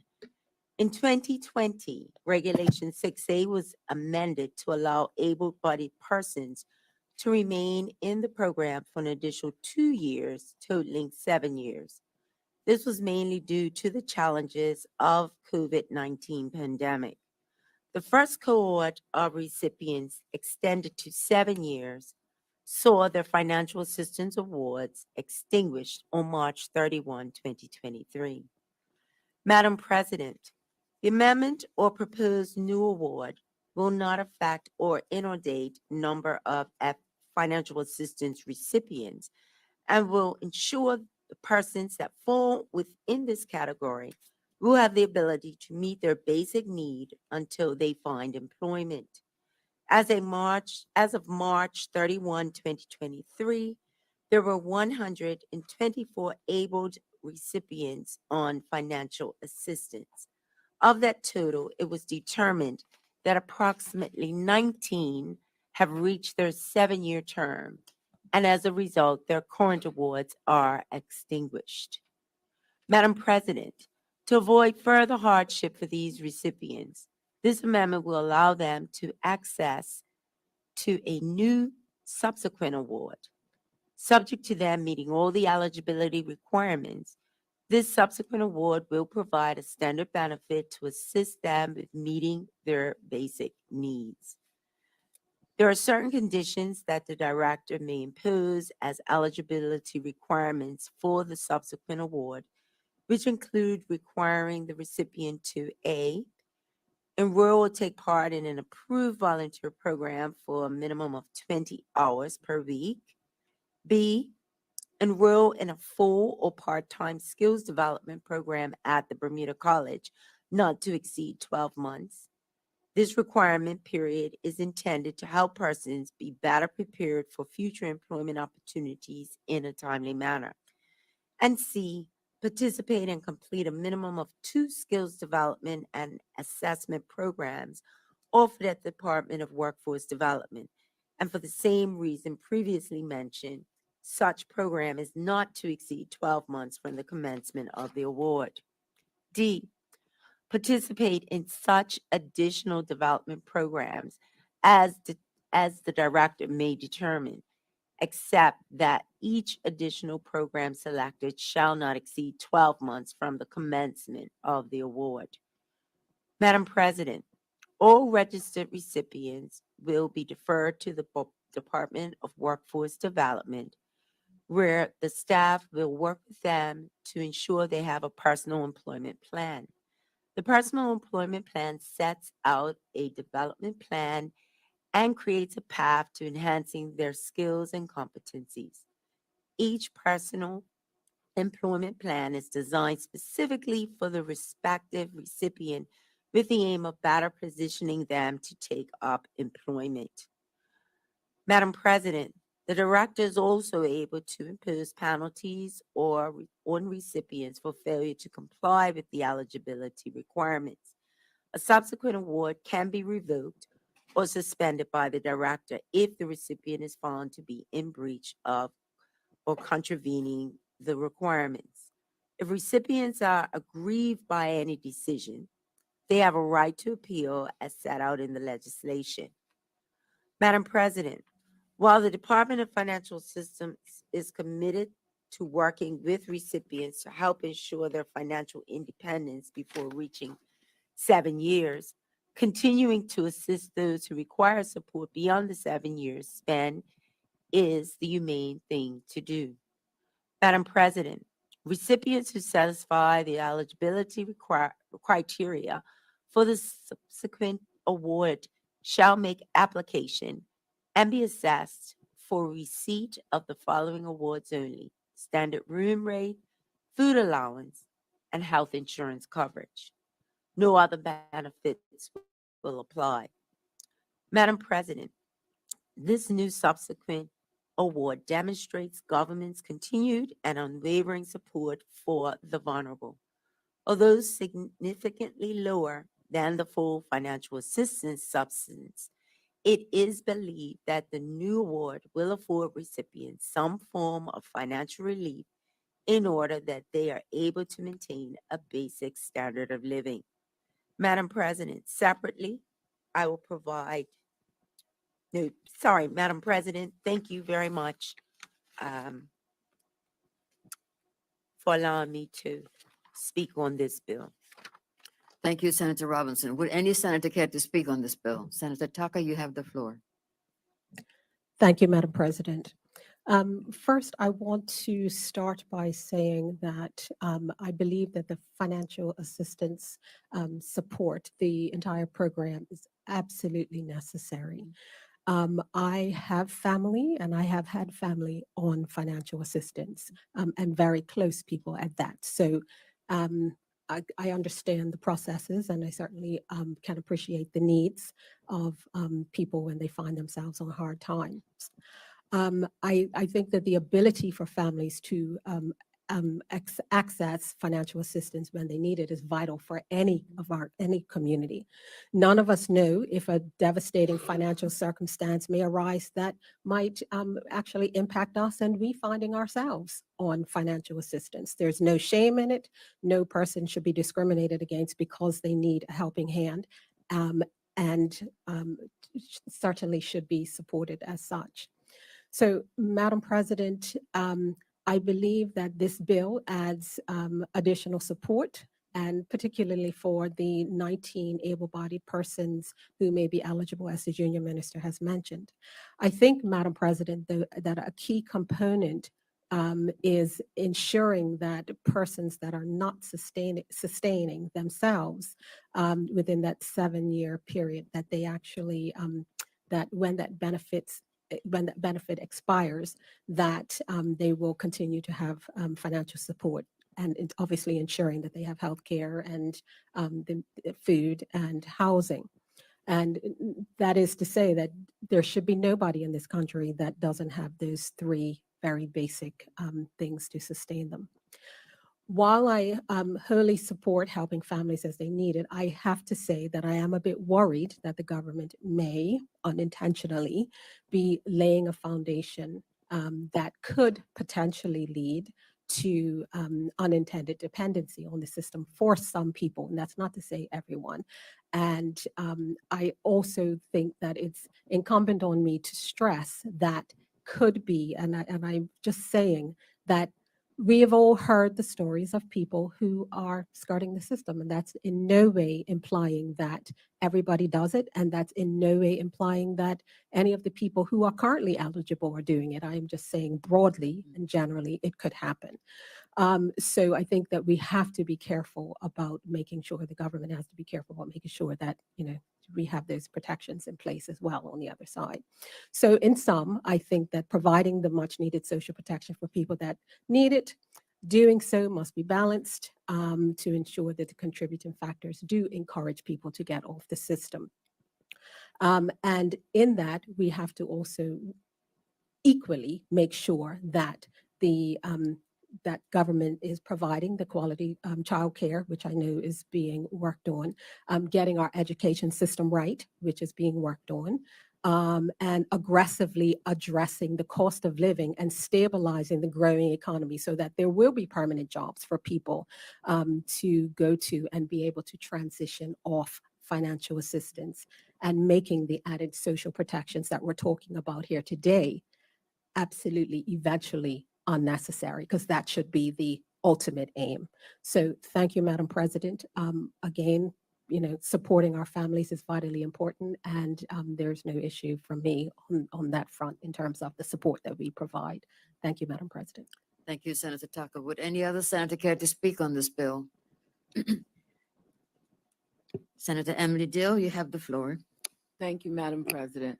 I just would like to commend the junior minister and the ministry on this bill which has been put forward, which certainly puts in place a safety net for some of our individuals who, despite their efforts to move forward, still find themselves in need of additional support. So, and I think that it is commendable as we continue to grow our economy that we ensure that those individuals who need further assistance, that assistance is available for them, and that we also are providing guidance in terms of an opportunity for them to be able to sit down and look at their situations, look at their gifts and talents, and be able to develop, further develop if needed. As we can see, there are some challenges in our economy with the majority of opportunities being in particular areas, while there is not so much of a need right now in other areas. So sometimes people have to retool, et cetera. So I am totally in support of this bill, and I certainly congratulate the ministry on the work that they continue to do, and I encourage the team to just stay on the wicket, and what they say, stay on the wicket and the runs will come. Thank you. Thank you. Thank you, Senator Dill. Would any other senator care to speak on this bill? Senator Smith?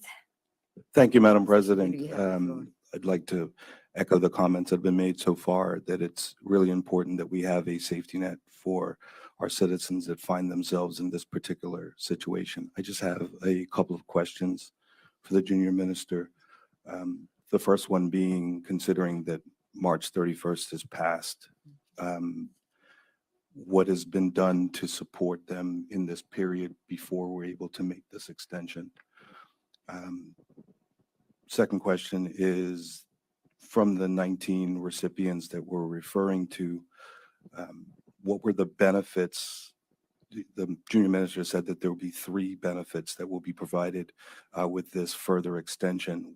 Were they receiving more than the 3 benefits up until March 31st, just so that we have an idea of what that difference will be and potentially what the impact will be on these individuals? And my final question is that we know that there's 19 as of March 31st. If the junior minister can let us know what the number will be that will reach the past 7 years in the upcoming year, just so that we have an idea of how many people we have that have had to be in this system for this amount of time. Because I think it's important that we understand that these are individuals in our society that we have to support, and how difficult this must be, and how many people are in this situation, so that as we try to grow our economy, we realize that we have to pay attention to the people in our country that need this level of help. So thank you, Madam President. Thank you, Senator Ben Smith, Opposition Leader. Would any other senator care to ask questions or to speak on this bill? Senator Lindsay Simmons, you have the floor. Thank you, Madam President. Madam President, I would like to first thank the minister and the GM minister for bringing this bill forward. I think that it is important that we take the time to make sure that these 19 individuals have this safety net. And I really think that it's great that the workforce development is going to do personal employment plans for these individuals so that they do have a way to get out of the system and they're able to build confidence, because sometimes it's lack of confidence that is needed. And with this bill, it's ensuring that these individuals are able to continue to go on a path that will get them off of social assistance. So I thank the minister and his team for the hard work and dedication to make sure that our people are put first. Thank you, Madam President. Thank you, Senator Lindsay Simmons. Would any other senator care to speak on this bill? Sorry, Senator Ariana Hudson, you have the floor. Thank you, Madam President, and I'll just be brief as well. I just wanted to support the work of the minister as well as his team. In our 2020 platform, we actually wrote that our next PLP government will implement reforms to financial assistance that will ensure all able-bodied persons have personal employment plans that will place them on pathways to employment, while also ensuring that persons on financial assistance are not penalized for working and that they will be allowed the opportunity to save and actually build their assets. We also said that we would improve childcare support by implementing a savings systems to allow persons with children to retain that 50% of child support received to cover child-related expenses. And we also said that we'd allow financial assistance clients to be able to hold or receive gifts of significant value to assist with certain household extraordinary expenses. And so, as has been said, Madam President, most persons don't want to find themselves on financial assistance. And when we think about the role or the service that they provide, we're actually talking about ensuring that Bermudians who do not have the financial resources to support themselves can actually have a place to find support. And so I think that we actually, undervalue the actual necessity, the support that this entity is providing. And so when I think about, financial assistance programs and unemployment benefits, and the multitude of ways that this government has stepped in to support its peoples, during such a rough time, I think it's important that we understand that we are ensuring that not only basic needs are met, but that people can feel supported and valued by not only the community, but by their involvement, so that they can actually get to a place where they can improve their mental well-being, and so that they can reduce the stresses that they're experiencing, and so that generally we can have a healthier population. We're looking at healthcare reform, and so many of these play a role in ensuring that our people, that our families, and that our young people have the best start possible. I want to see, continued investment in education and training programs, and the minister has done a great job of ensuring that those who want to reskill and retool have opportunities to do so. And I want to encourage members of our public to take advantage of those opportunities. Again, none of us want to find ourselves in this position, but many of us have been in places that we never thought we'd be in these past few years. And so, again, I'm encouraged by the work that we're doing. I know that we want to see more of it come, perhaps extend the benefits that are offered. But I think that this is a great step, and it's not just the first step, but we're continuing to take the steps necessary to ensure that all Bermudians can play a part, and so that all Bermudians can enjoy the benefits of being a member in this great society. I know that, we've had a lot of rain and we've had a lot of other things, but there's a lot to be excited about. And I think that if we all pour in, if we all support the minister and his efforts to increase, social programs, social assistance, so we'll be better off for it. Thank you, Madam President. Thank you, Senator Ariana Hudson. Senator DeCuto is indicated. You can have the floor. Senator DeCuto. Thank you, Madam President. I don't think I need to provide much detail, as it's been done more eloquently than I could by those who spoke prior to me, but I just want to lend my support to this. It's important that we take care of those who need it most in our society, Madam President. Thank you. Thank you, Senator DeCuto. Minister Darrell? Thank you, Madam Sure. President, and I am happy to hear that we have support from across the aisle as well. And, you know, this bill actually brings joy to my heart, Madam President, because as we sit over here as representatives of the Progressive Labor Party and going out and doing the work, this bill is a shining example of the ethos and the ideology behind the Progressive Labor Party, which we on this side represent. As was alluded to, we in 2017, you know, we're determined and we said at that time to put Bermudians first. And it doesn't mean just Bermudians that are excelling or just Bermudians that are always doing well, as we sometimes see. We have bills in this place that help those entities. But this also shows, as we demonstrated in 2020, that the Progressive Labor Party is full of strong leaders. And this is another example of work that we're doing for the people of this country that demonstrates strong leadership. And as has been said many times, just want to commend the minister, the Honorable Jason Haywood, my colleague, for seeing the foresight that this was something that was important and no Bermudian was left behind.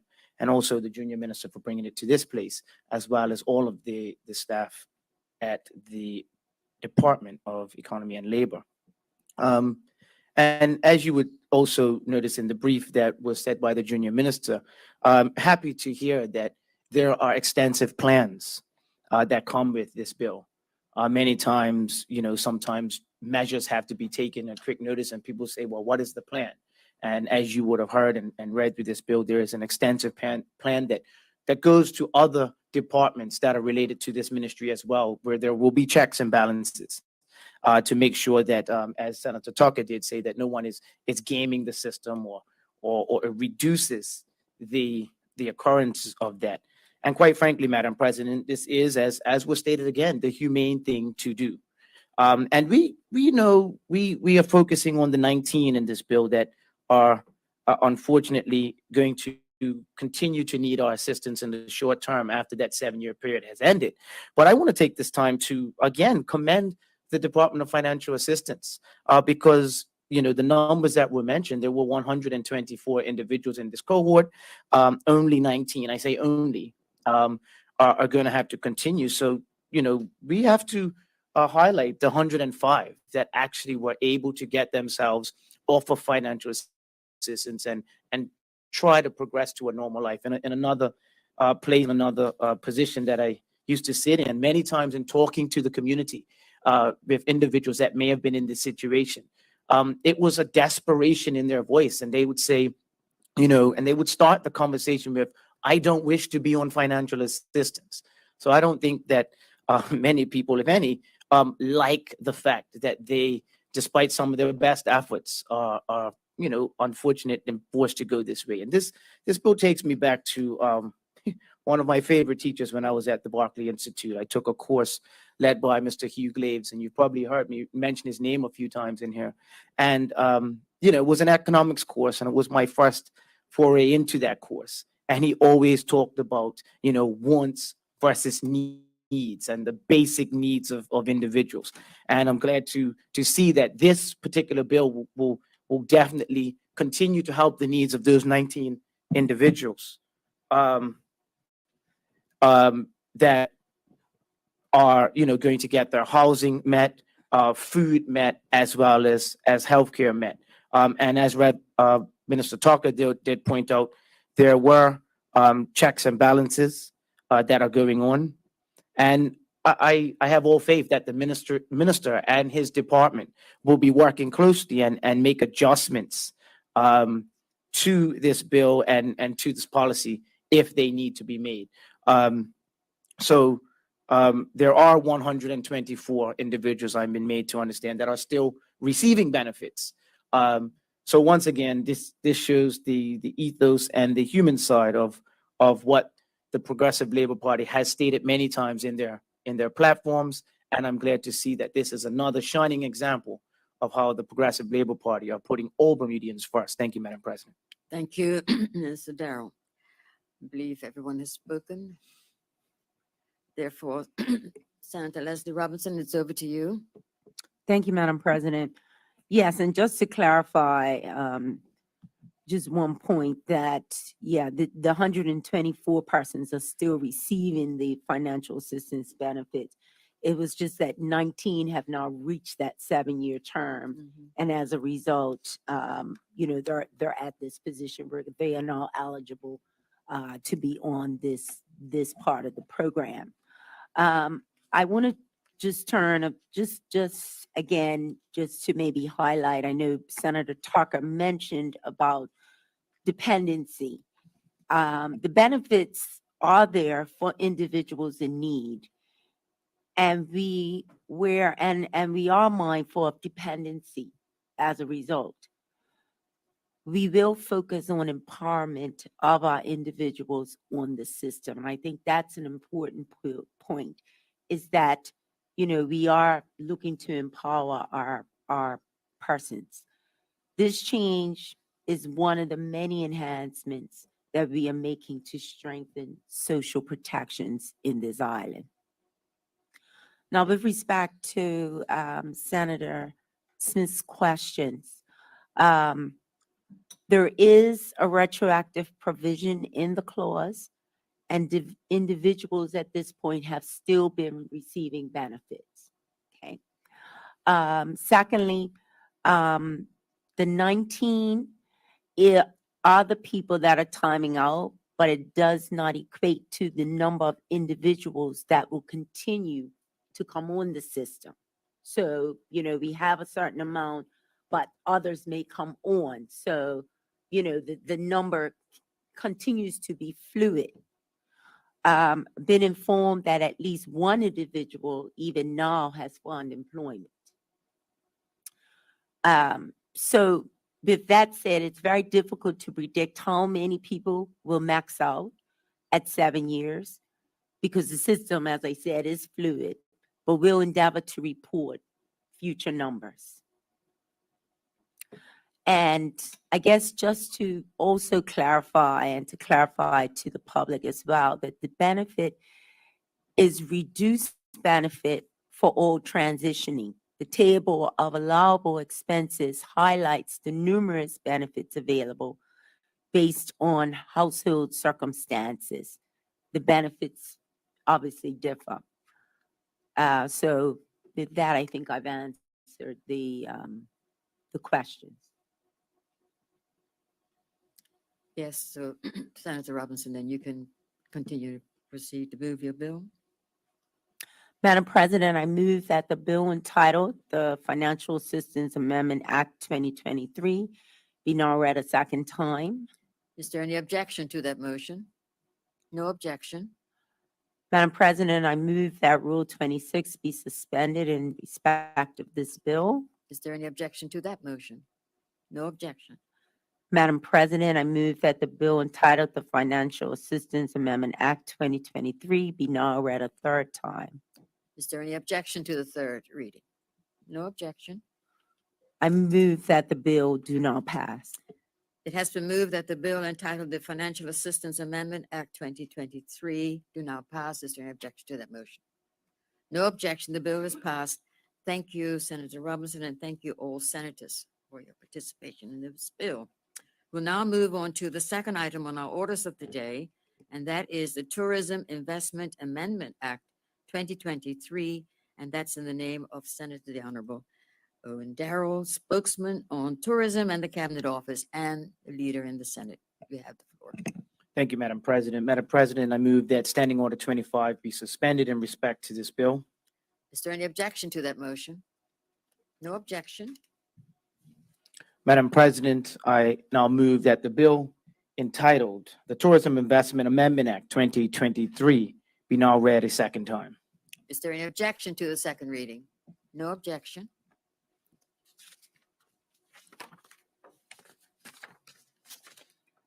Madam President, the purpose of this bill before the Honorable Senate today is to amend the Tourism Investment Act 2017, the Act, to permit the minister responsible for tourism, greater discretion in the granting of relief under the Act to developers of or investors in new or refurbished hotels, new or existing restaurants or attractions on the following terms.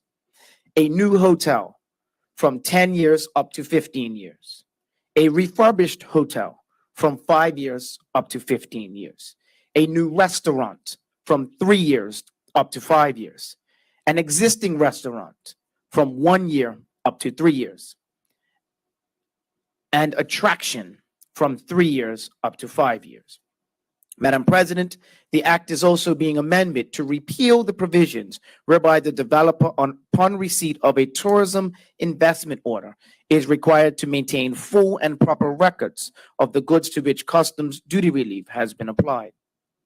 Further, Madam President, the act is being amended to permit the minister, upon receipt of an application for a new or refurbished hotel, to consider the planned estimate cost of the proposed development plus the aggregate value of the investment in the proposed development not exceeding 7 years before such application is made. Madam President, honorable members will recall that the Tourism Investment Act 2017 became operative in November of 2017. The primary objective of the act is to make Bermuda more attractive to foreign investors and to incentivize and assist local tourism-related businesses and owners to reinvest in their product. Madam President, the Tourism Investment Act provides a scale of tax relief for 5 types of tourism products, including a new hotel, a refurbished hotel, a new restaurant, an existing restaurant, and an attraction. The Act's current construct permits a maximum of 10 years of relief in the case of a new hotel, and specifies the period of relief to be granted in the case of the refurbishment of a hotel, a new or existing restaurant or attraction. Madam President, tourism is a key driver of economic growth and development for Bermuda, and the government's aim is to remain oriented towards continuously enhancing the framework for sustainable tourism investment. Madam President, honorable members will recall that the Hotel Concessions Act of 2000 provided 5 years relief for a new hotel from land tax, hotel occupancy tax, payroll tax, customs duty relief until 1 year after the hotel's opening date, and land holding charges as a reduction or deferral. Madam President, the Tourism Investment Act 2017 provides 10 years of relief for a new hotel, customs duty, hotel occupancy tax, the employer's share of payroll tax, land holding charges, and 5 years relief from land tax. Further, the same 2017 Act provides 5 years relief for a refurbished hotel for customs duty, hotel occupancy tax, land holding charges, and the employer's share of payroll tax. Madam President, this act considers the entire tourism ecosystem. I'll repeat that. This act considers the entire tourism ecosystem and includes 3 years relief for a new restaurant from customs duty, the employer's share of payroll tax, and 1 year relief for an existing restaurant from customs duty, and 3 years relief from customs duty on an attraction. Madam President, during the period since inception of the framework established to stimulate investment in hotel and tourism development, there have also been hotel-specific special acts. The St. George's Resort Act in 2015, which was peculiar to St. Regis, and Fairmont Southampton Act of 2023. The latter, though not yet in force, mirrored the 15-year relief framework established in the competitive markets. Madam President, in the Senate, I will note to you by way of comparison, the Tourism Development Act of Barbados provides up to 15-year relief. The Tourism Incentives Act of Jamaica provides up to 15 years of relief. And the Hotels Encouragement Act of Bahamas provides up to 20 years of relief. Madam President, in keeping with this trend and in an effort to secure further investment in Bermuda's tourism product, the honorable members will recall that this government's undertaking in a 2022 speech from the throne. May I, Madam President? Yes, you may. This And- government's role is to provide the legislation that will support a tourism recovery. And as such, in this session, the legislator will take under consideration amendments to the Tourism Investment Act 2017 to permit the government greater discretion in the granting of relief under the act to developers and those investing in attractions, restaurants, and hotels. Madam President, to this end, I'll provide the details regarding the aforementioned amendments. For a new hotel, we will increase the period of full relief of customs duty from the commencement of the tourism investment order from 10 years to not exceeding 15, increasing the period of full exemption from hotel occupancy tax from 10 to 15 years from the hotel's opening date, increasing the period of full relief from the employer's share of payroll tax from 10 years to 15 years from the hotel's opening date, and increasing the period of full relief from land tax from 5 years to 10 years. This exemption will commence 6 years after the new hotel's opening date, subject to the hotel verifying in writing to the minister in years 6 through 15 that 70% of the hotel's staff are Bermudian. For a refurbished hotel, Madam President, increasing the period of full relief from customs duty from the commencement of the tourism order from 5 years to a period not exceeding 15 years. Increasing the period of full exemption from a hotel occupancy tax from 5 years to a period not exceeding 15 years from the hotel's opening date. And increasing the period of full exemption from the employer's share of payroll tax from 10 years to 15 years from the hotel's opening date. For a new restaurant, Madam President, increasing the period of full relief from customs duty from the commencement of the tourism investment order from 3 to a period not exceeding 5 years. Increasing the period of full exemption from the employer's share of payroll tax from 3 to a period not exceeding 5 years from the restaurant's opening date. And Madam President, for an existing restaurant, increasing the period of full relief from customs duty from a commencement of the tourism investment order from 1 to a period not exceeding 3 years. And finally, Madam President, for an attraction, increasing the period of full relief from customs duty from the commencement of the tourism investment order from 3 years to a period not exceeding 5 years. Madam President, the Senate is reminded that the tourism product extends beyond a hotel. Restaurants and attractions are an essential component of the visitor experience and have long been associated with visitor satisfaction. A high-quality product packed with opportunity and diversity is essential in delivering an experience that stimulates word of mouth and generates repeat visitation. It is therefore, Madam President, imperative that we encourage investment in Bermuda's restaurant and tourist attractions. Madam President, Bermuda boasts more than 100 restaurants that fall within the definition of the Restaurants Act 1961. And that is, if I may, Madam President, You certainly may. any tavern, public house, or place trading for profit by provision to the public of food or refreshment with or without entertainment. While currently these establishments are eligible for duty relief on imported goods by way of the Restaurants Temporary Customs Duty Relief Act 2022, the Tourism Investment Act provides an enhanced package with a view to stimulating sustainable investment in the product, particularly for new restaurants. Madam President, certainly the duty relief on imported goods has been useful for the sector. However, the Tourism Investment Act is designed to encourage long-term sustainable investment, notably the restaurants. Temporary Customs Duty Relief Act 2022 will ultimately expire in 2024.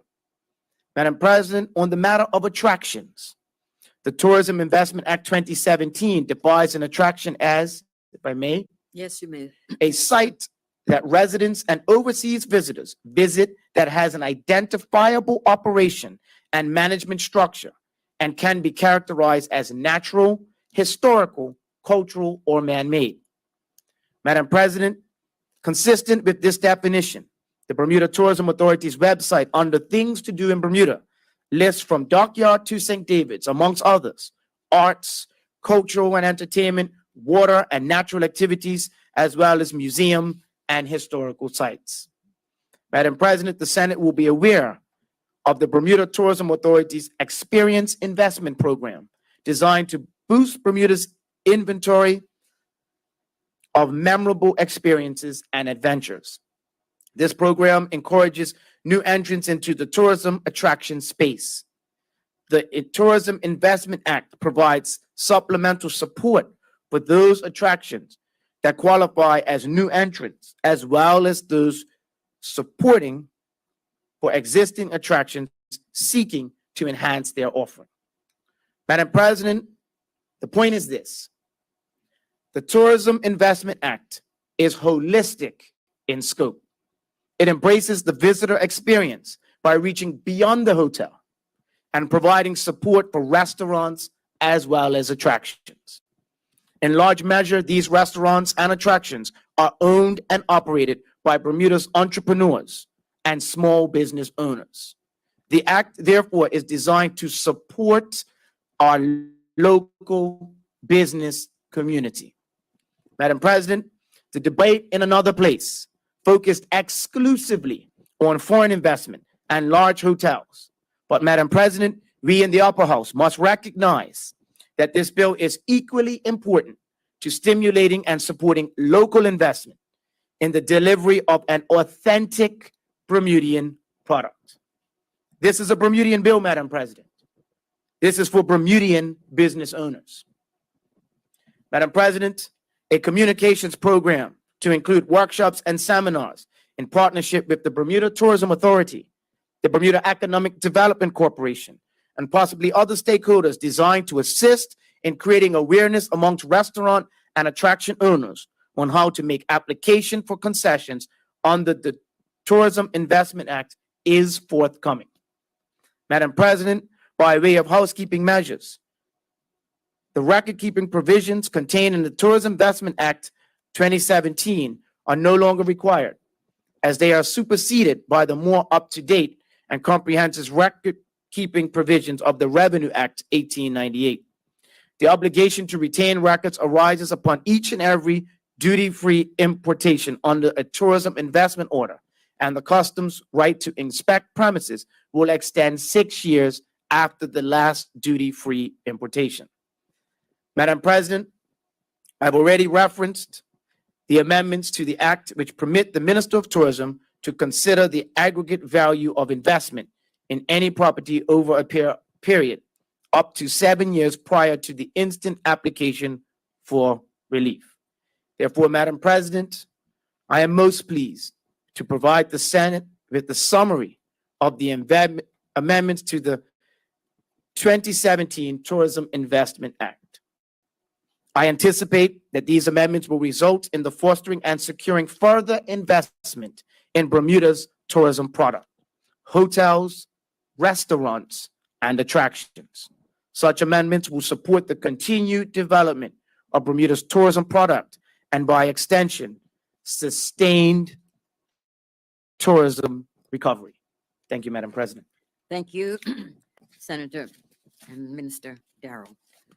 Senators, I will open the floor now for anyone who wants to speak on this bill, but I would like to remind all senators we will break for lunch at 12:30. So is there, would any senator care to start to speak on this bill? Senator DeCuto, you have the floor. Madam President, it's a bit of a clarifying question before I begin my remarks. Are you saying we will truncate them after 10 minutes and then we would have to come back so that I may continue them? Well, it's on the floor. Senators, we will break for lunch at 12:30.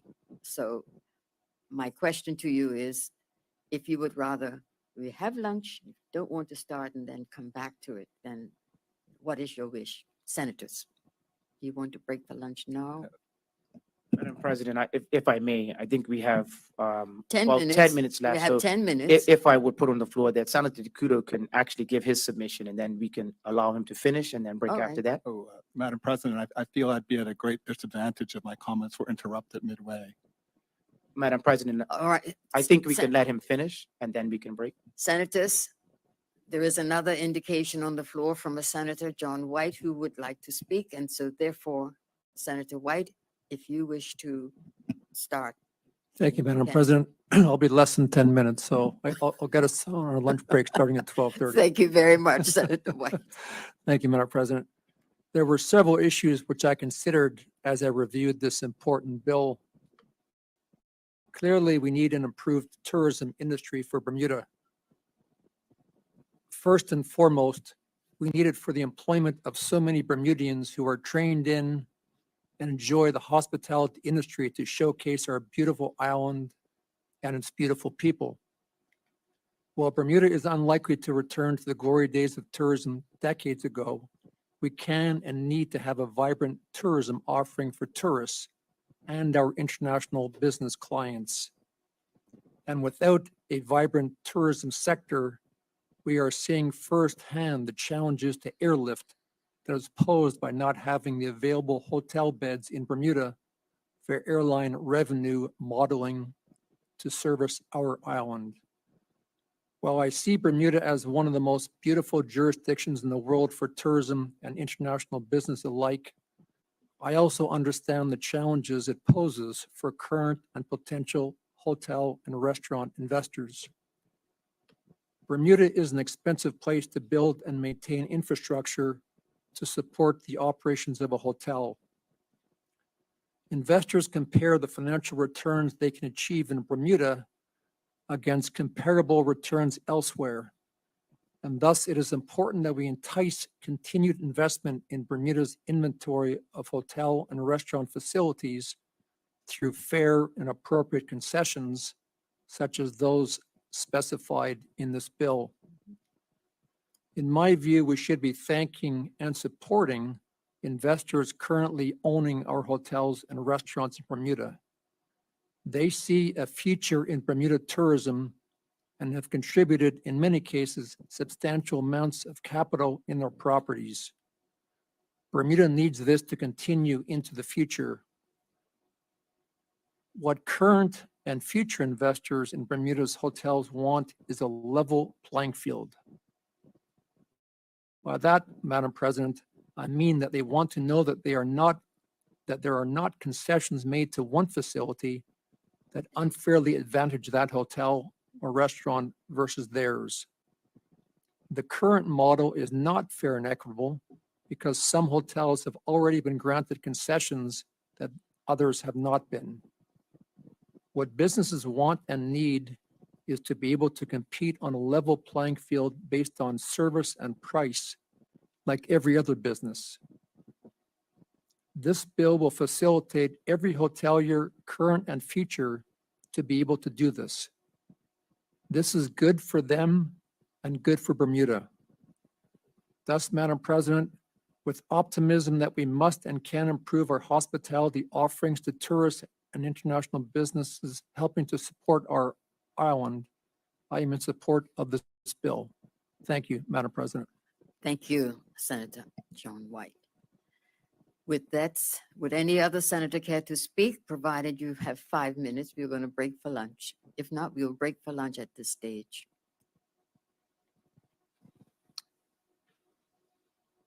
Hearing none, senators, we will break for lunch and we will be back at 2 o'clock. Thank you.